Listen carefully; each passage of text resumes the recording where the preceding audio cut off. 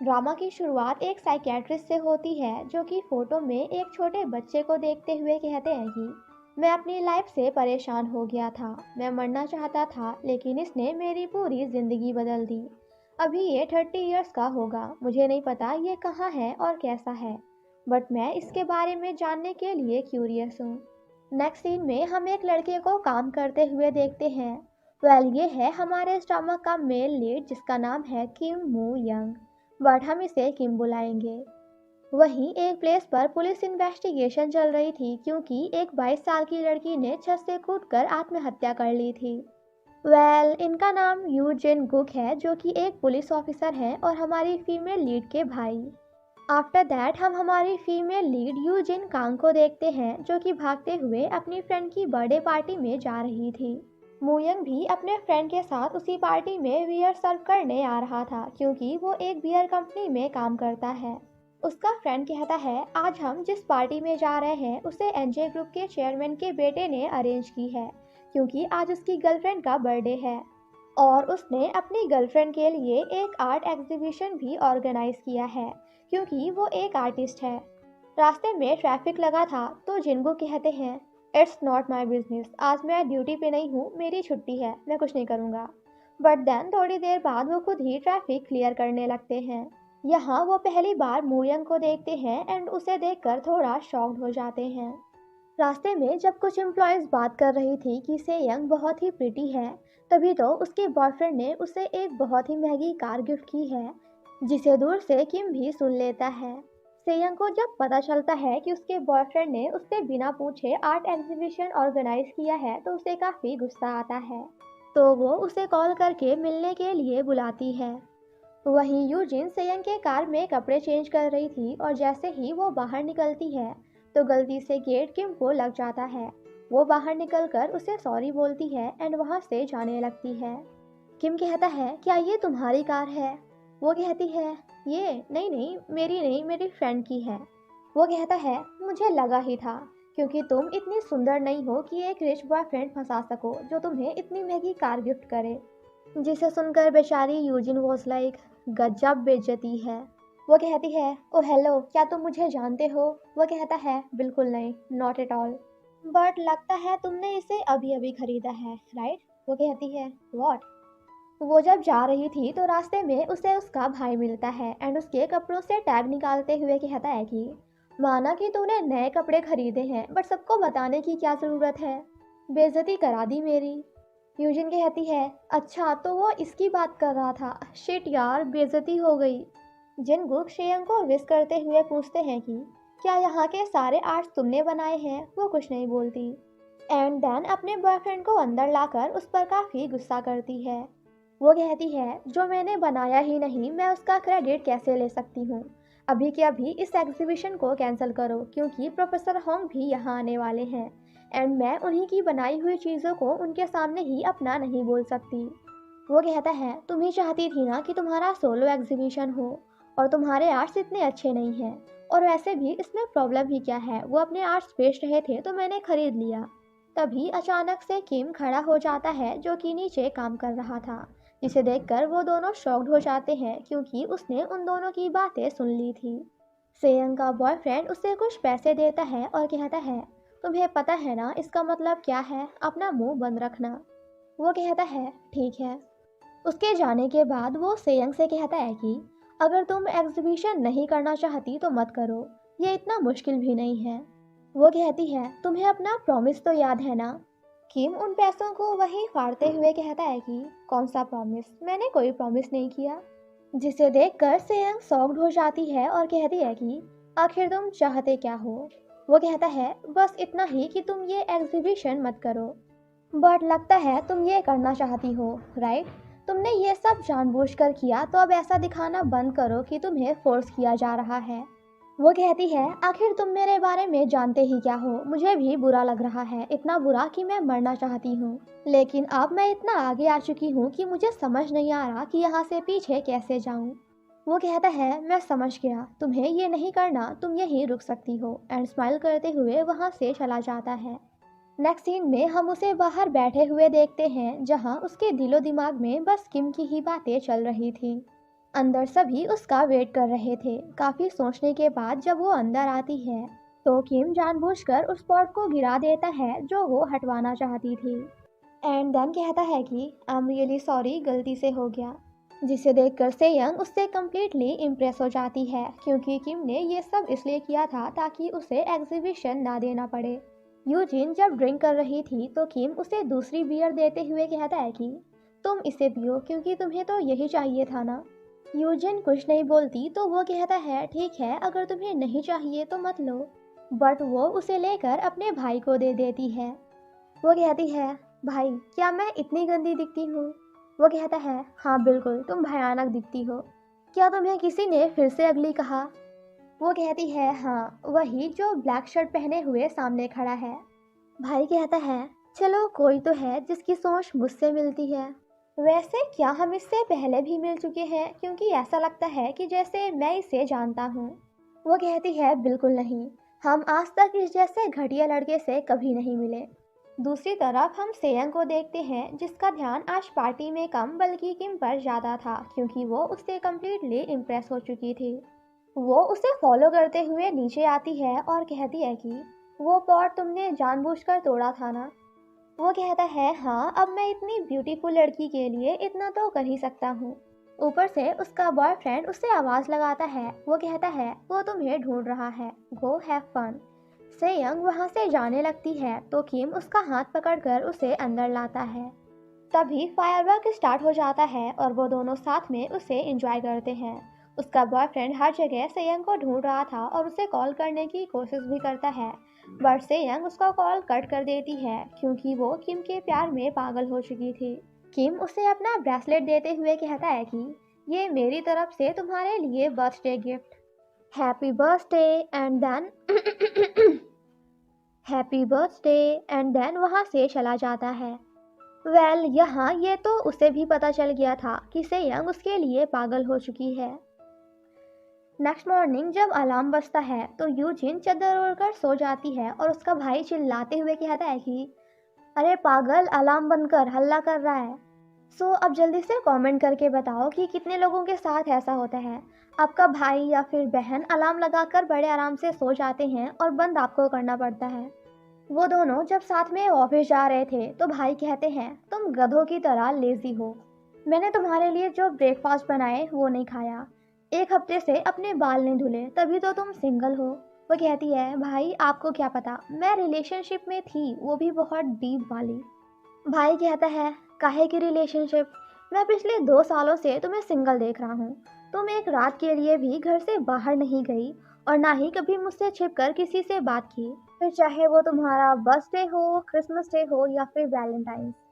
तुम घर पर कुछ ऐसा नहीं लाती जिसे देखकर मुझे तुम पे शक हो, जैसे कि इयररिंग्स, नेकलेस या फिर रिंग। ओ गॉड, मैं इतना स्मार्ट क्यों हूँ, तभी तो मैं डिटेक्टिव हूँ, मैं पैदा ही डिटेक्टिव हुआ था। दूसरी तरफ उसी लड़की की केस स्टडी चल रही थी जिसने छत से कूदकर आत्महत्या कर ली थी। यहाँ इन्हें पता चलता है कि ये आत्महत्या नहीं बल्कि किसी ने इसे जानबूझकर मारा है। उसे नीचे गिराने से पहले उसके सर पर उसी की ट्रॉफी से वार किया गया जो कि अभी गायब है, और जिस एंगल से ट्रॉफी मारा गया है इसका मतलब किलर लेफ्ट हैंडेड है। तो अभी सबसे पहला शक हमारा उसके फ्रेंड आई मीन बॉयफ्रेंड पे जाता है क्योंकि वो भी लेफ्ट हैंडेड है, क्योंकि इसके नेल्स में एक आदमी का डीएनए मिला है और साथ ही साथ आजकल इन दोनों के बीच में काफ़ी झगड़े भी चल रहे थे। लंच टाइम जिनगुक अपनी एक कलीग से बात कर रहे थे जिनका नाम सोजंग है। यहाँ हमें पता चलता है कि वो चाहते हैं कि उनकी बहन एक पुलिस ऑफिसर जिसका नाम ओम छो रोंग है उसे डेट करे। वहीं दूसरी तरफ यूजिन भी बस किम के बारे में ही सोचे जा रही थी। वहीं से योंग किम को कॉल करने का सोचती है बट ऐसा नहीं करती। किम जब काम पर जा रहा था तभी उसे सामने सेयोंग दिखती है। वो कहता है कहाँ जा रही हो, मुझे लगा कि तुम मुझसे मिलने आई हो। वो कहती है वो कहता है बट अभी मेरे पास बहुत सारा काम है। एंड देन उसे भी अपने साथ ले जाता है, जिसे देखने के बाद तो उसके फ्रेंड का रिएक्शन देखने लायक था। बेचारा, यहाँ उसका फ्रेंड वॉज लाइक अब मैं क्या करूँ। वो दोनों जब शॉप पर काम कर रहे थे तो सेयंग भी उनकी हेल्प करने लगती है। तभी अचानक से उसका ब्रेसलेट फंस कर टूट जाता है। बट किम उसे कुछ नहीं बोलता और फिर से उसे बनाकर पहना देता है। वो कहती है, तुम लोग कितनी मेहनत करते हो ना। किम कहता है, मेरा फ्रेंड इतना काम दिन में 3 बार करता है ताकि वो अपने ट्यूशन की फीस दे सके, और अभी ये यांगोंग यूनिवर्सिटी में कंप्यूटर साइंस से इंजीनियरिंग कर रहा है। वो कहती है, रियली, तब तो तुम बहुत स्मार्ट होगे। वो कहता है, बट कभी कभी मुझे लगता है कि मुझे कॉलेज छोड़ देनी चाहिए। इतना स्ट्रगल करने के बाद कॉलेज जाने का क्या फ़ायदा। दूसरी तरफ जिनगुक रॉन्ग के साथ अपनी बहन को सेट करने की कोशिश कर रहे थे। वो पूछता है, तुम्हारी मॉम कैसी हैं, खड़ूस हैं या अच्छी। रॉन्ग कहता है, वो बहुत ही अच्छी हैं। जिनगुक कहता है, मेरी बहन भी अच्छी है। रॉन्ग कुछ नहीं बोलता तो वो कहता है, मैंने कहा मेरी बहन भी अच्छी है। सी इज़ वेरी प्रिटी, बहुत सुंदर है वो। रॉन्ग कहता है, हाँ मुझे पता है, बट यहाँ हम क्या करने आए हैं। Investigation, right. सो अभी वो करिए। बट फिर भी वो इन्वेस्टिगेशन कम बल्कि रॉन्ग के साथ अपनी बहन की सेटिंग कराने में ज़्यादा बिजी थे। किम जब सेयंग को घर छोड़ने आता है तो वो कहती है, मुझे लगा था कि तुम मुझसे पूछोगे कि आखिर मैं तुमसे मिलने क्यों आई, बट तुमने नहीं पूछा। तुमने कभी भी मेरे बारे में नहीं सोचा, राइट। वो कहता है, आई मिस्ड यू, मैंने तुम्हें बहुत मिस किया। सेयन कहती है, तो फिर क्या मैं तुम्हें पसंद कर सकती हूँ, कैन आई लाइक यू। किम कहता है, बट तुम्हारा तो ऑलरेडी एक बॉयफ्रेंड है ना। इससे पहले कि सेयंग कुछ बोल पाती किम क्या करता है ये तो आप खुद ही देख लो। ऑफिस में जिनगुक अपने कलीग्स को बता रहे थे कि उस लड़की को जिसने ट्रॉफी से मारा है वो भले ही लेफ्ट हैंडेड है, बट जिसने सारे सबूत मिटाने के लिए घर को अच्छे से क्लीन किया है, खून के सारे दाग हटाए हैं, वो राइट हैंडेड है। सेयंग जब घर में होती है तो अपना ब्रेसलेट देखकर शॉक्ड हो जाती है, क्योंकि किम ने उसे बिल्कुल वैसा ही बनाया था जैसा वो टूटने के पहले था।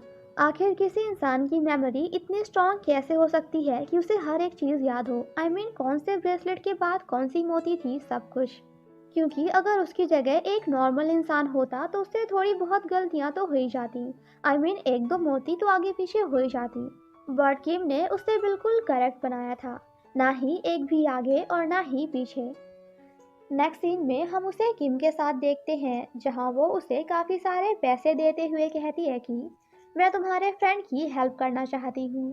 किम जैसे ही उसे लेने लगता है तो सेयंग उन सभी पैसों को बाहर फेंकते हुए कहती है कि तुमने मुझसे झूठ क्यों बोला, क्योंकि तुम्हारा फ्रेंड यांगयांग यूनिवर्सिटी में नहीं पढ़ता, राइट। इतने थोड़े से पैसों के लिए तुमने मेरे साथ ऐसा किया, क्या तुम्हें खुद पर शर्म नहीं आ रही। किम किसी को कॉल करके उसे अपना फ़ोन देता है, जिससे सेयंग को भी पता चल जाता है कि उसका फ्रेंड सच में यांगयांग यूनिवर्सिटी में पढ़ता है। एंड देन उन पैसों को लेने के लिए नीचे पानी में कूद जाता है। वहीं जिनगू को कुछ फोटोज़ की हेल्प से पता चलता है कि उस लड़की को मारने के बाद जिसने भी इस घर की साफ सफाई की है उसकी मेमोरी बहुत ही ज़्यादा स्ट्रांग थी, क्योंकि उसने घर की उन सभी चीज़ों को बिल्कुल वैसे ही रखा था जैसे वो पहले थी। इसका मतलब उसकी मेमोरी इतनी स्ट्रांग है कि एक बार देखते ही उसके दिमाग में सब कुछ छप जाता है। किम सेयंग को उसके पैसे वापस करता है तो वो उससे सॉरी बोलती है। वो कहती है, आई एम रियली सॉरी कि मैंने तुम पे शक किया। किम कहता है, क्या तुम रो रही हो क्योंकि मुझे तुम्हारी 4 नोट नहीं मिली। डोंट वरी, मैं उन्हें ढूंढ कर लाता हूँ। बट सेयंग उसे हक करके फिर से सॉरी बोलती है। वो कहता है, तुम रोते हुए बहुत ही अगली दिखती हो। सेयंग उसे ब्रेसलेट की फोटो दिखाते हुए कहती है कि देखो तुमने इसे बिल्कुल वैसा ही बनाया है जैसा ये पहले था। How did you do it, तुमने ये कैसे किया। वो कहता है, आई डोंट नो। सेयंग कहती है, बट मुझे पता है क्योंकि मेरा बॉयफ्रेंड एक जीनियस है। दूसरी तरफ जिनकुक भी इसी बात को लेकर परेशान होते हैं कि आखिर किसी इंसान को कैसे एक बार में देखते ही सब कुछ याद हो जाता है। और इसी के साथ हमारा ये पार्ट यहीं पे ख़त्म हो जाता है। पार्ट 2 की शुरुआत में जिनगुक यूजिन एंड रॉन्ग की डेट फिक्स करता है। वो दोनों जिस रेस्टोरेंट में होते हैं वहाँ किम भी होता है और दूर से उन्हें देख रहा था। तभी गलती से उसके ऊपर बियर गिर जाता है। वो अपनी कोट हटाती है तो उसके हाथ का जला हुआ निशान दिखने लगता है, जिसे देखकर वो थोड़ा अनकंफर्टेबल हो जाती है। लेकिन तभी पीछे से किम उसकी हेल्प करते हुए अपनी हुडी देकर वहाँ से चला जाता है। एंड देन जिनगुक को देखकर स्माइल करता है, क्योंकि वो भी वही था। नेक्स्ट सीन में स्योंग यूजिन को किम से इंट्रोड्यूस कराती है। वो कहती है ये है मेरा बॉयफ्रेंड, जिसे सुनकर यूजिन शॉक्ड हो जाती है। जिसके बाद स्योंग अपने बॉयफ्रेंड वूसंग के पास जाकर उसे बता देती है कि अब मैं किसी और से प्यार करती हूँ और वो मेरा फर्स्ट लव है। वो हंसते हुए कहता है कि तुम जिसे चाहो उसे डेट कर सकती हो, बट हाँ उसके साथ सोना नहीं। यहाँ वूसंग उसे ये बताना चाहता था कि तुम प्यार तो किसी से भी कर सकती हो, बट इन दी एंड तुम्हें शादी तो मुझसे ही करनी पड़ेगी। जिसे सुनकर सेयोंग गुस्सा होकर वहां से चली जाती है। दूसरी तरफ किम का फ्रेंड उसे पैसे दिखाते हुए कहता है कि तुमने सेयोंग से झूठ क्यों बोला कि मैं कॉलेज में पढ़ता हूँ, मैं तो कब का ग्रेजुएट हो चुका हूँ। वो कहता है क्योंकि मैं ये जानना चाहता था कि आखिर अमीर घर की लड़कियों को कैसे पटाना है। इसका मतलब ये कि किम सेयंग से कोई प्यार व्यार नहीं करता। नेक्स्ट सीन में वो संग आर्ट्स ब्रूअरी कंपनी को खरीद लेता है जिसमें किम भी काम करता था। वो संग जब किम के पास सेयंग का बनाया हुआ पॉट देखता है तो वो समझ जाता है कि सेयंग किसी और को नहीं बल्कि किम को डेट कर रही है। वो कहता है ये पॉट तो बहुत सुंदर है बट तुम्हें सूट नहीं कर रहा। आफ्टर दैट वो संग सेयंग के पास जाकर कहता है कि मैं अपनी परमिशन वापस लेता हूँ, तुम अब किसी और को डेट नहीं कर सकती क्योंकि मेरे डैड बहुत जल्द वापस आने वाले हैं। आफ्टर दैट हम दोनों शादी कर लेंगे। रात में यूजिन जब रॉन्ग के साथ मूवी देखकर वापस आ रही थी तो वो रास्ते में किम को एक दूसरी लड़की के साथ देखती है जिसका नाम यूरी है। यूरी कहती है ये तो वही पुलिस ऑफिसर है जो मियोन के मरने के बाद मुझसे पूछताछ करने आया था। किम कहता है अच्छा वो तुम्हारी फ्रेंड। यूरी गुस्सा करते हुए कहती है कि वो मेरी फ्रेंड नहीं है। अगले दिन जिनकुक की कार से किम का एक्सीडेंट होने ही वाला था बट वो बच जाता है। जिनकुक किम को अपनी कार में लिफ्ट देता है क्योंकि उसने काफी सारा सामान लिया था। थोड़ी बहुत बातें करने के बाद किम जिनकुक से कहता है कि आप तो पुलिस ऑफिसर है ना, तो फिर क्या आपने कभी किसी को मारा है और आपको तब कैसा फील हुआ होगा जब आपकी वजह से किसी की जान गई होगी। जिसे सुनकर जिनकुक बिल्कुल शांत हो जाते हैं एंड देन कहते हैं कि नहीं मैंने किसी को नहीं मारा। आगे यूजिन किम से मिलने जाती है और उससे पूछती है कि उस दिन वो लड़की कौन थी। किम कहता है अच्छा वो तो मेरी छोटी बहन थी। यूजिन पूछती है क्या तुम सेयोंग को लेकर सीरियस हो क्योंकि वो तुमसे सच में प्यार करती है। जिस पर किम कहता है तुम्हारा क्या, व्हाट अबाउट यू, क्या तुम रॉन्ग को पसंद करती हो क्योंकि वो भी सच में तुमसे प्यार करता है। जिसे सुनकर यूजिन कहती है इट्स नॉट योर बिजनेस, अपने काम से काम रखो। किम कहता है अगर तुम जानना ही चाहती हो तो चलो मैं तुम्हें बता देता हूँ, हाँ मैं सेयोंग को लेकर सीरियस हूँ। यूजिन जब खाने के लिए अपने स्लीव्स को ऊपर करती है तो उसका निशान फिर से दिखने लगता है। किम कहता है जब तुम रॉन्ग के साथ थी तब तो इसे छिपा रही थी, तो मेरे सामने क्यों नहीं। वो कहती है क्योंकि मुझे तुम्हारे होने या ना होने से कोई फर्क नहीं पड़ता, तुम मेरे लिए होकर भी नहीं हो। दूसरी तरफ मियून जिस लड़की ने कूदकर आत्महत्या कर ली थी उसके बॉयफ्रेंड को पकड़ लिया जाता है जिसका नाम संगहून है। बट अभी भी जिनगुक को ऐसा लग रहा था कि संगहून ने मियोन को नहीं मारा, इसका मतलब वो निर्दोष है। पुलिस जब संगहून को पकड़कर ला रही थी तो जिनगुक वहीं किम को भी देखता है। नेक्स्ट सीन में किम बातें करते हुए मियोन एंड उसके फ्रेंड की फोटोज को बहुत ध्यान से देख रहा था। जिनगुक पूछता है इतने ध्यान से तुम क्या देख रहे हो। वो कहता है मैं खूनी को देख रहा हूँ। जिस पर जिनगुक को लगता है कि शायद वो मियोन के बॉयफ्रेंड की फोटो देख रहा था, बट यहाँ वो उसे नहीं बल्कि यूरी की फोटो को देख रहा था क्योंकि यूरी भी मियोन की बेस्ट फ्रेंड थी और उसे बिल्कुल भी पसंद नहीं करती थी। संगहून ऑफिसर्स को बता रहा था कि उसने मियोन को नहीं मारा बट कोई भी उसकी बात पर भरोसा नहीं करता। वो कहता है जिस दिन उसकी मौत हो गई थी उस दिन हमारी लड़ाई हो गई थी और मैं अकेला ही वहाँ से घूमने चला गया था और उसे मियोन के मौत के बारे में भी कुछ नहीं पता। जिसे सुनकर जिनको कंफर्म हो जाता है कि संगहून ने अपनी गर्लफ्रेंड मियोन को नहीं मारा।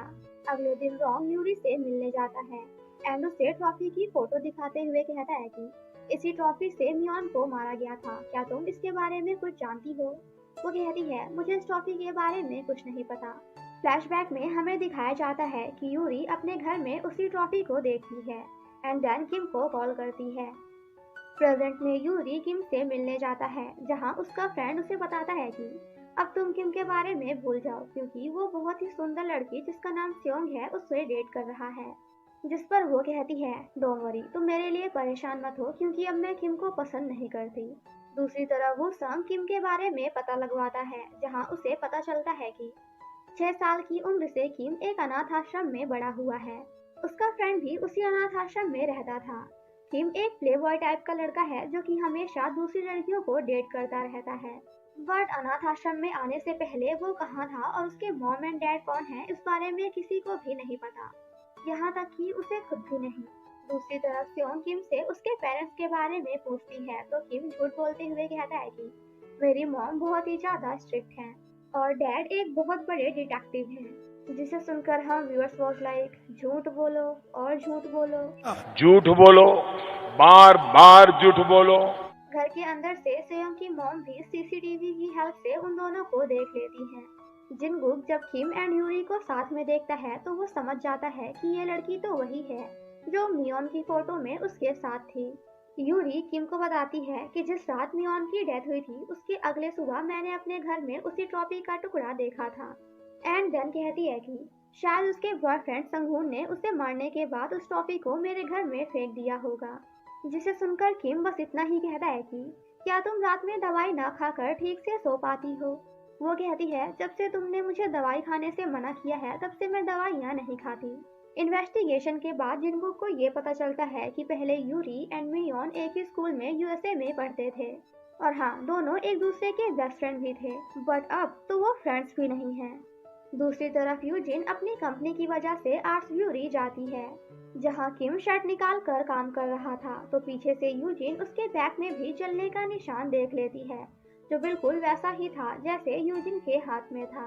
काम करते करते जब यूजिन काफी लेट हो जाती है तो वो किम को इग्नोर करते हुए वहां से जाने की कोशिश करती है, बट तभी बाहर जोर से बारिश होने लगती है। किम कहता है अगर तुम चाहो तो मैं तुम्हें तुम्हारे घर छोड़ सकता हूँ। वो कहती है इसकी कोई जरूरत नहीं, मैं खुद चली जाऊंगी। बट तभी सामने से किम अपनी गाड़ी लाकर कहता है कि अब बैठ भी जाओ, इतना भाव मत खाओ, घर में जाकर खाना खा लेना, मैं खा नहीं जाऊंगा तुम्हें। वो दोनों जब साथ में जा रहे थे तो थोड़ी बहुत बातें करने के बाद जिन आई मीन किम कहता है यूजिन तुम्हारे अंदर कुछ तो है, जब जब मैं तुम्हें देखता हूँ तो मुझे कुछ अजीब सा फील होता है और मैं बहुत सी ऐसी चीजें करने लगता हूँ जो मैं नहीं करना चाहता। जिसे सुनकर यूजिन भी थोड़ा सोच में पड़ जाती है। वो दोनों जब घर पहुंचते हैं तो जिनगुक भी उन्हें साथ में देख लेता है। दूसरी तरफ से यंग अपनी मॉम से कहती है कि अब मैं किम से प्यार करती हूँ, दैट्स वाई मैं वूसंग से शादी नहीं कर सकती। मॉम कहती है वूसंग ऐसा लड़का नहीं है जिसे तुम जब चाहे छोड़ दो। दूसरी तरफ संगून से थोड़ी बहुत बातें करने के बाद जिनको कंफर्म हो जाता है कि ये खूनी नहीं है, क्योंकि उसने उन सभी चीजों को बिल्कुल वैसे रखा था जैसे वो पहले थी। बट संगून को तो इस बारे में कुछ पता ही नहीं, वो खूनी से बिल्कुल अलग है। घर में यूजिन आर्ट्स ब्यूरी के लोगों पर काम कर रही थी। जिनगुक जब उस लोगो को देखता है तो उसे लगता है कि शायद उसने ये लोगो पहले कहीं और भी देखा है। वो इस बारे में यूजिन से पूछता है। यूजिन उसे बताती है कि समर वियर फेस्टिवल के टाइम पे आर्ट्स ब्यूरी कंपनी ने अपने लोगों को ग्लासेस, अम्ब्रेला, टी शर्ट और बाकी सभी चीजों में यूज किया था। जिनगुक पूछता है क्या किम भी इसी कंपनी में काम करता है। वो कहती है हाँ बिल्कुल, किम भी वही काम करता है। और आपको पता है क्या, सेयोंग को ऐसा लगता है कि उसका बॉयफ्रेंड किम एक जीनियस है, क्योंकि उसने एक ब्रेसलेट को टूटने के बाद उसकी सभी मोतियों को बिल्कुल वैसा ही जोड़ा था जैसे वो पहले थी। जिसे सुनकर यूजिन भागते हुए वापस पुलिस स्टेशन जाता है एंड उन्हीं फोटोज को देखने लगता है, जहां वो नोटिस करता है कि यूरी के पास जो ग्लास है उसमें भी आर्ट्स यूरी का लोगो लगा हुआ है। और जब उस दिन किम उन फोटोज को देखते हुए कह रहा था कि मैं खूनी को देख रहा हूँ, तो वो मियोन के बॉयफ्रेंड संगून को नहीं बल्कि शीशे में खुद को ही देखते हुए कह रहा था। नेक्स्ट सीन में सेयोंग की मॉम उसे जबरदस्ती वूसन के पेरेंट्स से मिलने के लिए भेजती हैं। तभी रास्ते में उसे याद आता है कि किम ने एक बार उससे कहा था कि तुम्हें वही करना चाहिए जो तुम खुद करना चाहती हो। ये सब याद करने के बाद वो भागते हुए किम से मिलने जाती है, जहां वो दोनों कुछ ऐसा करते हुए पूरी रात साथ में स्पेंड करते हैं। मॉर्निंग में जिनगू किम के घर के बाहर उसके आने का वेट कर रहा था एंड उसके आने के बाद कहता है कि मुझे यूजिन से पता चला कि सेयोंगा को लगता है कि तुम एक जीनियस हो, क्योंकि तुमने उन मोतियों को आई मीन उस ब्रेसलेट को बिल्कुल वैसा ही बनाया था जैसा वो पहले था। और दूसरी तरफ मिवान का खूनी भी बिल्कुल तुम्हारी तरह एक मर्डरर है। क्योंकि उसने भी घर की सभी चीजों को बिल्कुल वैसे ही रखा था जैसे वो पहले थी। तो आज से तुम भी मियोन मर्डर केस में एक इम्पोर्टेंट सस्पेक्ट हो। आफ्टर दैट वो अपनी बहन यूजिन के पास जाकर कहता है कि किम एक अच्छा लड़का नहीं है, सो प्लीज तुम उससे दूर रहना। अगले दिन स्योंग वूसंग से मिलकर उसके दिए हुए सारे गिफ्ट्स वापस कर देती है और उसे बताती है कि कल रात मैं तुम्हारे यहाँ इसलिए नहीं आ पाई थी क्योंकि तब मैं किम के साथ थी और उस टाइम हम दोनों इंटीमेट हो रहे थे। जिसे सुनकर उसे काफी गुस्सा आ जाता है। वो कहता है तुम्हें अपनी गलती के लिए मुझसे माफी मांगनी चाहिए। घर जाने के बाद सेयोंग की मॉम उसे एक रूम में लॉक कर देती हैं क्योंकि वो बिना बताए किम से मिलने गई थी। सियोंग यूजिन को मैसेज करके कहती है कि तुम किम को कहो कि वो मुझसे एक प्लेस पर मिलने आए। तभी उसे याद आता है कि उसके भाई ने कहा था कि किम एक अच्छा लड़का नहीं है, सो प्लीज उससे दूर रहना। बट फिर भी वो किम को मैसेज करके बता देती है कि सियोंग तुम्हें मिलने के लिए बुला रही है। आफ्टर दैट वो सियोंग के घर जाकर उसकी मॉम से परमिशन लाती है एंड उसे बाहर लाकर किम से मिलाती है। बट आई डोंट नो कि कैसे, बट इस बारे में उसकी मॉम को भी पता चल जाता है। तो वो वहां आकर यूजिन को एक जोर का थप्पड़ मारती हैं एंड अपनी बेटी स्योंग को वहां से लेकर चली जाती हैं। अब सबके सामने इस तरह थप्पड़ खाने के बाद तो ऑब्वियस सी बात है कि बेइज्जती तो फील होगी ही। बिल्कुल उसी तरह हमारी यूजिन को भी होती है। तो किम उसे संभालने की कोशिश करता है बट वो गुस्से में उल्टा उसे ही काफी कुछ सुना देती है एंड यहाँ से जाने के लिए कहती है। पुलिस स्टेशन में मिस्टर ली जिनगुक से कहते हैं कि आज मैंने तुम्हारी बहन यूजिन को देखा। तुमने उसे यूजिन कांग नाम इसीलिए दिया है ना ताकि सभी को लगे कि तुम दोनों भाई बहन हो। बट डोंट वरी, मैं तुम्हारे बारे में किसी को कुछ नहीं बताऊंगा। वेल यहाँ मिस्टर ली किस बारे में बात कर रहे हैं और क्या सच में यूजिन जिनकांग की बहन है या नहीं, ये तो हमें आगे कहानी में पता चलेगा। दूसरी तरफ वूसंग को कोई सेयंग एंड किम की फोटो सेंड करता है जिसे देखकर उसे काफी गुस्सा आता है और वो सेयंग की मॉम से मिलने जाता है जहां मॉम उसका पैर पकड़कर उससे माफी मांगती हैं और कहती है कि आज के बाद सेयंग उस लड़के किम से कभी नहीं मिलेगी। वहीं स्योंग अपने घर के एक सर्वेंट के फोन से यूजिन को मैसेज करती है और कहती है कि तुम किम को ये बता देना कि चाहे कुछ भी हो जाए मैं उससे प्यार करती हूँ और हमेशा करती रहूंगी। सो प्लीज तुम किम से कहना कि वो मेरा वेट करे। वेल इस मैसेज को देखकर यूजिन किम के पास जाती है एंड कल के लिए उससे माफी मांगती है। वो कहती है आई एम रियली सॉरी, मैं थोड़ी गुस्से में थी तो मैंने तुम्हें कुछ ज्यादा ही बोल दिया। उस मैसेज को पढ़कर किम कहता है उसने तुमसे एक बार भी सॉरी नहीं कहा क्योंकि उसकी मॉम ने सभी के सामने तुम्हें मारा था और वैसे भी उस दिन सेयोंग की मॉम को मुझे या फिर सेयोंग को मारना चाहिए था, तुम्हें नहीं। जिस पर यूजिन कहती है पेरेंट्स ऐसे ही होते हैं, अपने बच्चों को बचाने के लिए कुछ भी कर सकते हैं। किम कहता है अच्छा तो ये बात है, क्योंकि मैं पेरेंट्स के बारे में कुछ नहीं जानता बिकॉज बचपन से ही मैं एक अनाथ आश्रम में बड़ा हुआ हूँ और यूजिन भी बिल्कुल उसी तरह बिना अपने पेरेंट्स के बड़ी हुई है। वो दोनों जब साथ में बातें कर रहे थे तो पीछे से यूरी भी उन दोनों को देख लेती है और किम को यूजिन के साथ ऐसे हंसते हुए देखकर गुस्सा हो जाती है क्योंकि ये पहली बार था जब किम किसी लड़की के साथ ऐसे खुलकर हंस रहा था। फ्लैशबैक में हमें दिखाया जाता है जब अपनी लाइफ से परेशान होकर यूरी खुद को खत्म करने जाती है तो किम उसके पास आकर कहता है कि तुम मरने के बजाय मुझे डेट कर सकती हो, जिसे सुनकर यूरी नीचे आ जाती है।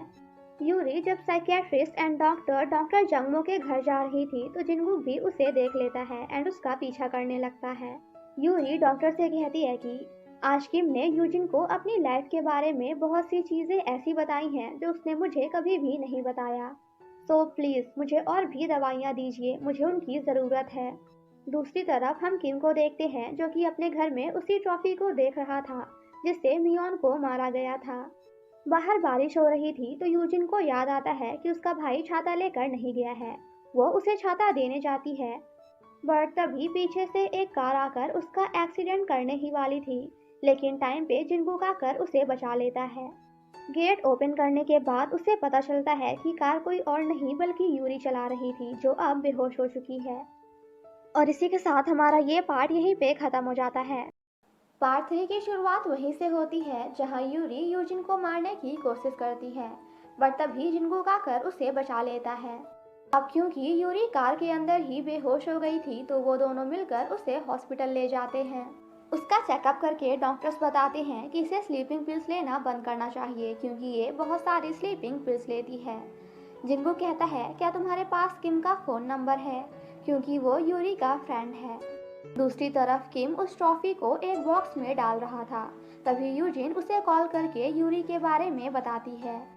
हॉस्पिटल आकर किम कहता है इज एवरीथिंग ऑल राइट, क्या सब कुछ ठीक है। वो कहती है हाँ बिल्कुल, यूरी बिल्कुल ठीक है। किम कहता है मैं उसकी नहीं बल्कि तुम्हारी बात कर रहा हूँ, क्या तुम ठीक हो। वो कहती है हाँ मैं भी ठीक हूँ। तभी वहाँ जिंगूक आकर उसे साइड में ले जाता है। वो कहता है मैंने यूरी के कार के डैश कैम वीडियो को देखा, वो हमारे घर के बाहर 2 घंटे से वेट कर रही थी। तो क्या वो मेरी बहन को तुम्हारे लिए मारना चाहती थी। कहता है बिल्कुल नहीं, वो ऐसा क्यों करेगी। वो कहता है क्योंकि मैंने यूरी से कहा था कि अब मियोन मर्डर केस में किम भी एक सस्पेक्ट है, तो क्या पता वो तुम्हें बचाने और मुझे तकलीफ देने के लिए मेरे बहन को मारने की कोशिश कर रही हो। किम कहता है यूरी ने यूजिन को मारने की कोशिश क्यों की, ये जानने के लिए मैं भी उतना ही क्यूरियस हूँ जितना आप। नेक्स्ट मॉर्निंग जब यूरी को होश आता है तो वो कहती है मैं यहाँ क्या कर रही हूँ और कल रात को क्या हुआ मुझे कुछ भी याद नहीं। किम उसे डैश कैम वीडियो देते हुए कहता है कि इसे देख लो, सब याद आ जाएगा।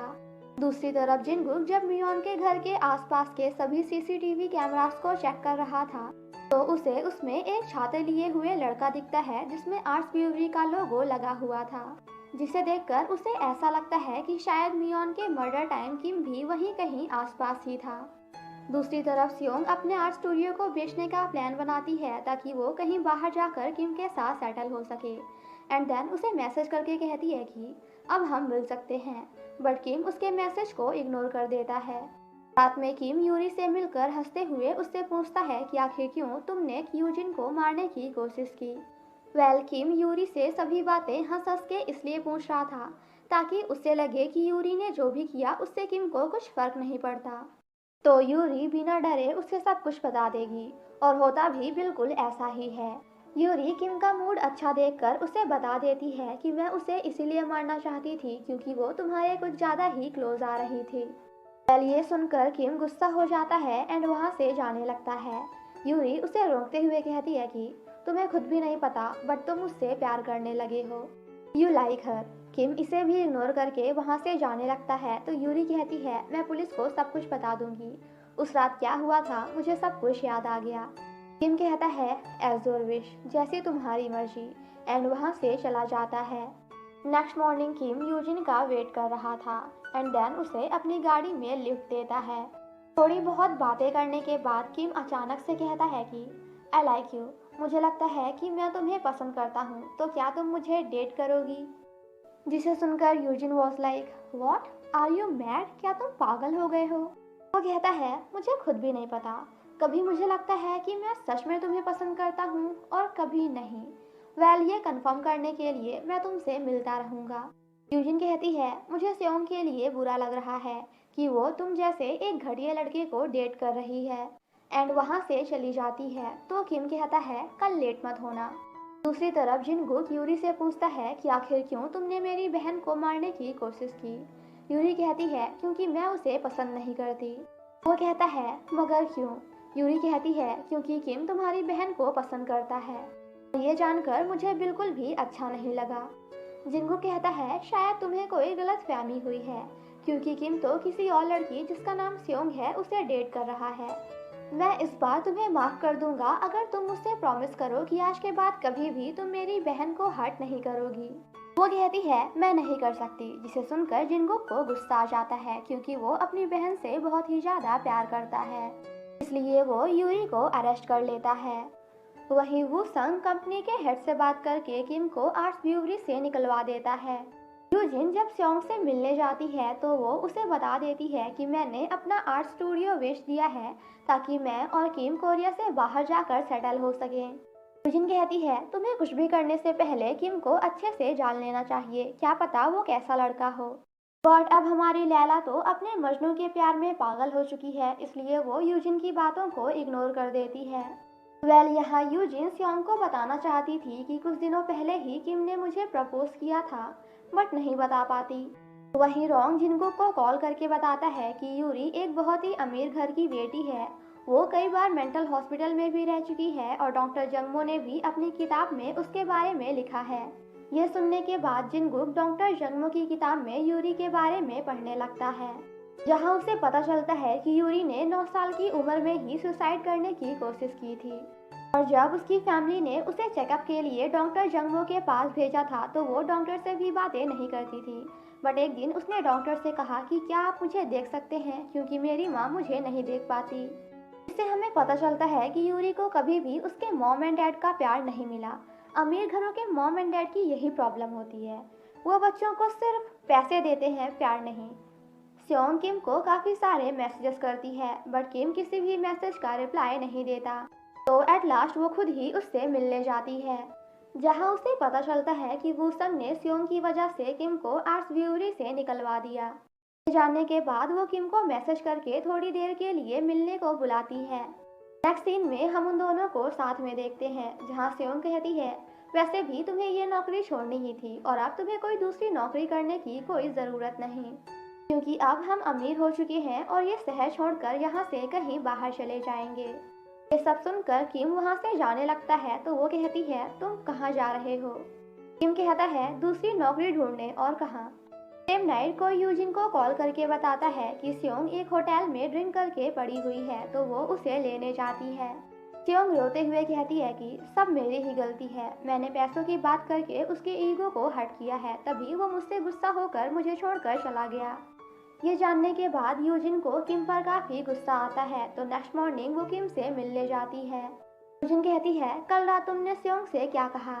वो कहता है, बस यही कि मैं उससे प्यार नहीं करता, मैंने कभी भी उससे प्यार नहीं किया, बस ऐसे ही टाइम पास के लिए उसके साथ रिलेशनशिप में था। ये सुनकर यूजिन कहती है, क्या तुम्हारे अंदर दिल नहीं है? क्या तुम्हें दूसरों की फीलिंग्स की कोई चिंता नहीं है? क्या तुमने कभी भी किसी की केयर नहीं की? किम कहता है, की है ना तुम्हारी। जिसे सुनकर हम व्यूअर्स वॉज लाइक, बड़ा बदतमीज है, मतलब एक लड़की के साथ रिलेशनशिप में है और लाइन उसकी बेस्ट फ्रेंड को मार रहा है। यूजिन कहती है, आई पिटी यू, मुझे तुम पे दया आती है। अरे गाइस, सीआईडी वाली दया नहीं, दया वाली दया।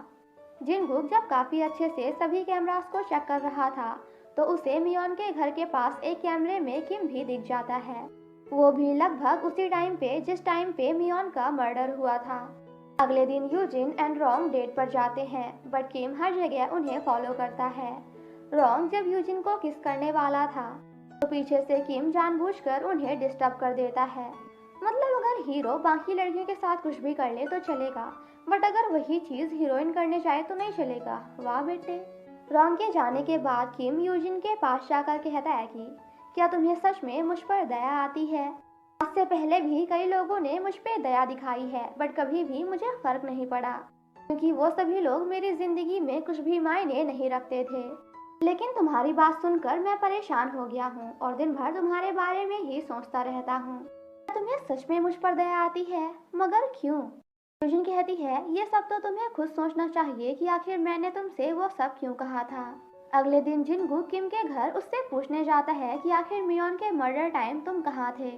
थोड़ी बहुत बातें करने के बाद जब किम अपनी जैकेट निकालता है तो जिनगुक भी उसके हाथ में जलने का निशान देख लेता है, जिसे देखकर उसे कुछ याद आता है तो वो वहाँ से चला जाता है।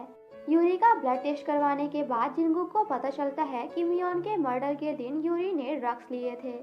आफ्टर दैट वो डॉक्टर जंगमो के पास जाकर उनसे पूछता है कि क्या यूरी को ड्रग्स की लत लगी हुई है। नेक्स्ट सीन में कोई जिनगुक को कॉल करके बताता है कि एक लड़की अपने आप को मारने की कोशिश कर रही है। ये लड़की कोई और नहीं बल्कि यूरी होती है। जिनगुक उसके पास जाकर उसे नीचे आने के लिए बोलता है, बट यूरी उसे इग्नोर करके नीचे कूद जाती है।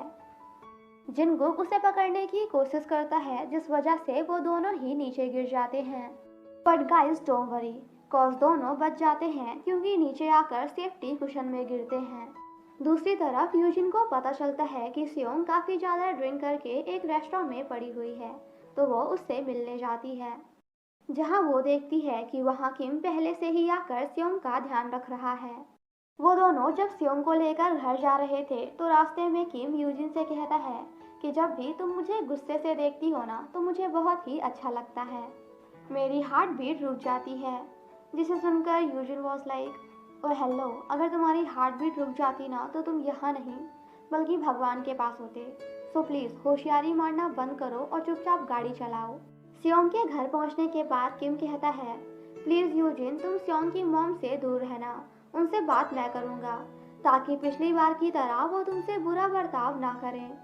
नेक्स्ट मॉर्निंग जब सियोंग को पता चलता है कि लास्ट नाइट किम उसे घर लेकर आता है तो वो बहुत ही ज़्यादा खुश हो जाती है और भागते हुए अपने कार के डैश कैम वीडियो को देखने जाती है, जिसे देखने के बाद उसे कल रात के बारे में सब कुछ पता चल जाता है। ये देखकर उसे लगता है कि शायद किम एंड यूजिन के बीच में कुछ चल रहा है। दूसरी तरफ जिनगुक नोटिस करता है कि यूरी लेफ्ट हैंडेड है और मियोन का मर्डर भी लेफ्ट हैंडेड था नहीं, अमीन है, और जिसने मर्डर के बाद घर की साफ सफाई की थी वो राइट हैंडेड है। तभी उसे याद आता है कि डॉक्टर जंगमो ने उसे बताया था कि यूरी को एक ऐसे इंसान की ज़रूरत है जिस पे वो आंख बंद करके भरोसा कर पाए, तभी वो सब कुछ सच बता पाएगी।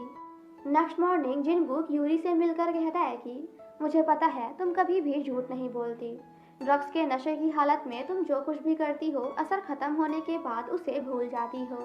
जैसे कि लास्ट टाइम तुमने मेरी बहन को मारने की कोशिश की थी बट देन इसके बारे में भूल गई। तो क्या इससे पहले भी तुम्हारे साथ कुछ ऐसा हुआ था? आई मीन क्या तुम किसी को मारने के बाद इस बारे में भूल गई हो? तुम अगर चाहो तो इस बारे में मुझे बाद में भी बता सकती हो। दूसरी तरफ सियोंग यूजिन से पूछती है कि क्या तुम किम को पसंद करती हो? वो कहती है नहीं, मैं उसे पसंद नहीं करती और हमारे बीच कुछ नहीं है। टॉम उसे किम का मैसेज दिखाती है जिसमें किम ने लिखा था कि हाँ, मैं यूजिन को लाइक करता हूँ, आई लाइक हर। ये देखने के बाद यूजिन किम के पास जाकर कहती है कि आखिर तुमने सियोंग को इस बारे में क्यों बताया कि तुम मुझे पसंद करते हो? किम कहता है क्योंकि यही सच है, मैंने उसे इसलिए बता दिया ताकि आगे चलकर कोई प्रॉब्लम ना हो। वैसे आज मेरा बर्थडे है तो क्या तुम मेरे साथ थोड़ी देर के लिए रुक सकती हो? बस केक काटने तक, उसके बाद चली जाना। अब यूजिन की बेस्ट फ्रेंड सियोंग का दिल दुखाने के बाद भी उसे इतना नॉर्मल देखकर वो कहती है तुम्हारे पास सच में दिल नहीं है, तभी तो किसी का दिल दुखाने के बाद भी तुम्हें कोई फर्क नहीं पड़ रहा। किम सीरियस होकर पूछता है क्या तुम मुझे थोड़ा सा भी पसंद नहीं करती? क्या तुम मुझे मिस नहीं करती? वो कहती है बिल्कुल नहीं, ना तो मैं तुम्हें पसंद करती हूँ और ना ही तुम्हें मिस, मेरे मन में तुम्हारे लिए कोई भी फीलिंग्स नहीं है। ये सब बोलकर वहाँ से चली जाती है एंड बाहर आकर एक प्लेस पर बैठ जाती है। थोड़ी देर तक बैठने के बाद आई डोंट नो वो क्या सोचती है, पर भागते हुए किम के घर उससे मिलने जाती है, जहाँ वो देखती है कि काफी सारे लोग मिलकर उसे मार रहे हैं। दूसरी तरफ जिनगुक को याद आता है कि यूजिन ने उसे बताया था कि बचपन में किम भी हेसन में रहा करता था। ये याद आने के बाद वो भागते हुए एक बॉक्स में से एक बच्चे की फोटो बाहर निकालता है। ये एक बच्चे का मिसिंग पोस्टर है जिसमें लिखा था कि उस बच्चे के हाथ में जले का निशान है और वो हॉस्पिटल से भाग गया है। अब ये बच्चा कौन है ये तो हमें नेक्स्ट एपिसोड में पता चलेगा। और इसी के साथ हमारा ये पार्ट यहीं पे ख़त्म हो जाता है। पार्ट 4 की शुरुआत वहीं से होती है जहाँ कुछ लोग मिलकर किम को मार रहे थे। तभी वहाँ यूजिन आकर ये सब देख लेती है एंड पुलिस को कॉल करके वहाँ बुलाती है। आफ्टर दैट वो खुद ही किम को बचाने जाती है, जिसे देखकर वो लोग वहाँ से चले जाते हैं। नेक्स्ट सीन में यूजिन उसे हॉस्पिटल लेकर जाती है, पर जैसे ही किम को होश आता है तो वो फिर से घर आ जाता है। उसके पीछे पीछे यूजिन भी वहाँ आ जाती है। वो कहती है आखिर वो लोग कौन थे जो तुम्हें मारने की कोशिश कर रहे थे? किम कहता है ये तो मुझे भी नहीं पता, बट आज मेरा बर्थडे है तो क्या तुम मेरे साथ बैठकर केक नहीं खा सकती? जिसे सुनकर यूजिन वहाँ से जाने लगती है तो जिनगुक उसका हाथ पकड़कर उसे रोक लेता है। यहाँ उसे भी किम के लिए कुछ कुछ होता है, बट फिर भी वो अपना हाथ छुड़ाकर वहाँ से चली जाती है। अगले दिन वो रॉन्ग के साथ डेट पर जाती है, बट उसके साथ होने के बाद भी वो हर समय बस किम के बारे में ही सोचे जा रही थी। इसका मतलब अब धीरे धीरे वो भी किम को पसंद करने लगी है। दूसरी तरफ मियोन मर्डर केस में उसका बॉयफ्रेंड छूट जाता है तो वो लोग फिर से उस केस को रीओपन करते हैं। दूसरी तरफ सियोंग फाइनली अपने आर्ट स्टूडियो को बेच देती है। फ्लैशबैक में हमें दिखाया जाता है कि जब सियोंग ने किम से कहा था कि अब हम अमीर हो गए हैं और कहीं बाहर जाकर सेटल हो जाएंगे, जिस पर किम कहता है आई थिंक अब हमें अलग हो जाना चाहिए क्योंकि मैंने कभी तुमसे प्यार ही नहीं किया। ये सब याद करके वो फिर से किम के बेस्ट फ्रेंड के कॉलेज में फ़ोन लगाती है, जहाँ से उसे पता चलता है कि किम का बेस्ट फ्रेंड किसी भी कॉलेज में नहीं पढ़ता और यहाँ उसे भी पता चल जाता है कि किम ने उससे झूठ बोला था। ये जानने के बाद वो किम को एक आखिरी बार मिलने के लिए बुलाती है। वो किम अपनी बॉडी के सभी घाव को छिपाकर उससे मिलने जाता है। वो किम को पैसे देते हुए कहती है कि क्या सिर्फ कुछ पैसों के लिए तुमने मेरे साथ प्यार करने का नाटक किया? किम कहता है, हाँ बिल्कुल, मैंने ये सब सिर्फ पैसों के लिए ही किया था। जिसे सुनकर स्योंग सैड होकर वहाँ से जाने लगती है। तभी अचानक से वो देखती है कि किम को अच्छे से चलना नहीं आ रहा, वो लगड़ा कर चल रहा है। वो भागते हुए उसके पास जाकर अच्छे से देखती है एंड उसके बॉडी पर इतने सारे चोट के निशान देखकर शॉक्ड हो जाती है। स्योंग कहती है, क्या ये सब तुम्हारे साथ वूसंग ने किया है? पर किम कुछ नहीं बोलता। दूसरी तरफ हम वूसंग को देखते हैं, जहां हमें पता चलता है कि उसने ही उन आदमियों को भेजकर किम को मरवाया था, क्योंकि किम की वजह से ही स्योंग ने उससे ब्रेकअप कर लिया था। उसका सेक्रेटरी आकर उसे बताता है कि अब किम की एक नई गर्लफ्रेंड बन गई है जिसका नाम यूजिन है। ऐसा उसे इसलिए लगता है क्योंकि उस दिन जो वूसंग के आदमी किम को मार रहे थे, तो उसने यूजिन को भागते हुए किम के घर की तरफ जाते हुए देखा था। किम जब एक न्यू बियर कंपनी में काम कर रहा था, तो वहाँ उसे आर्ट्स ब्यूरी कंपनी का एक इनविटेशन लेटर मिलता है, जिस पार्टी को वूसंग होस्ट करने वाला है। रात में हम उन सभी को उसी पार्टी में देखते हैं। दूसरी तरफ हम स्योंग को देखते हैं, जिसे किम एक लेटर एक पार्सल भेजता है, जिसमें उसने उसके सारे पैसे वापस कर दिए थे और एक लेटर में लिखा था कि मैं प्यार के बारे में कुछ भी नहीं जानता, लेकिन तुम कोरिया से बाहर जहाँ भी जाना चाहती हो, मैं वहाँ तुम्हारे साथ चलने के लिए तैयार हूँ। पार्टी में किम वूसंग से कहता है कि मार खाने के बाद मुझे पता चला कि मार खाते टाइम जितनी तकलीफ मुझे हुई थी, उतनी ही तकलीफ तुम्हें भी हुई होगी जब स्योंग ने मेरे लिए तुम्हें छोड़ा था। कहता है, मुझे पता है कि तुम्हारा और स्योंग का ब्रेकअप हो चुका है और उससे तुमने पैसे भी लिए हैं। किम कहता है, हाँ मैंने पैसे लिए हैं और ये पैसे मेरे उस एफर्ट की इनकम है जो कि 2 महीने मैंने स्योंग के पीछे बर्बाद किए हैं।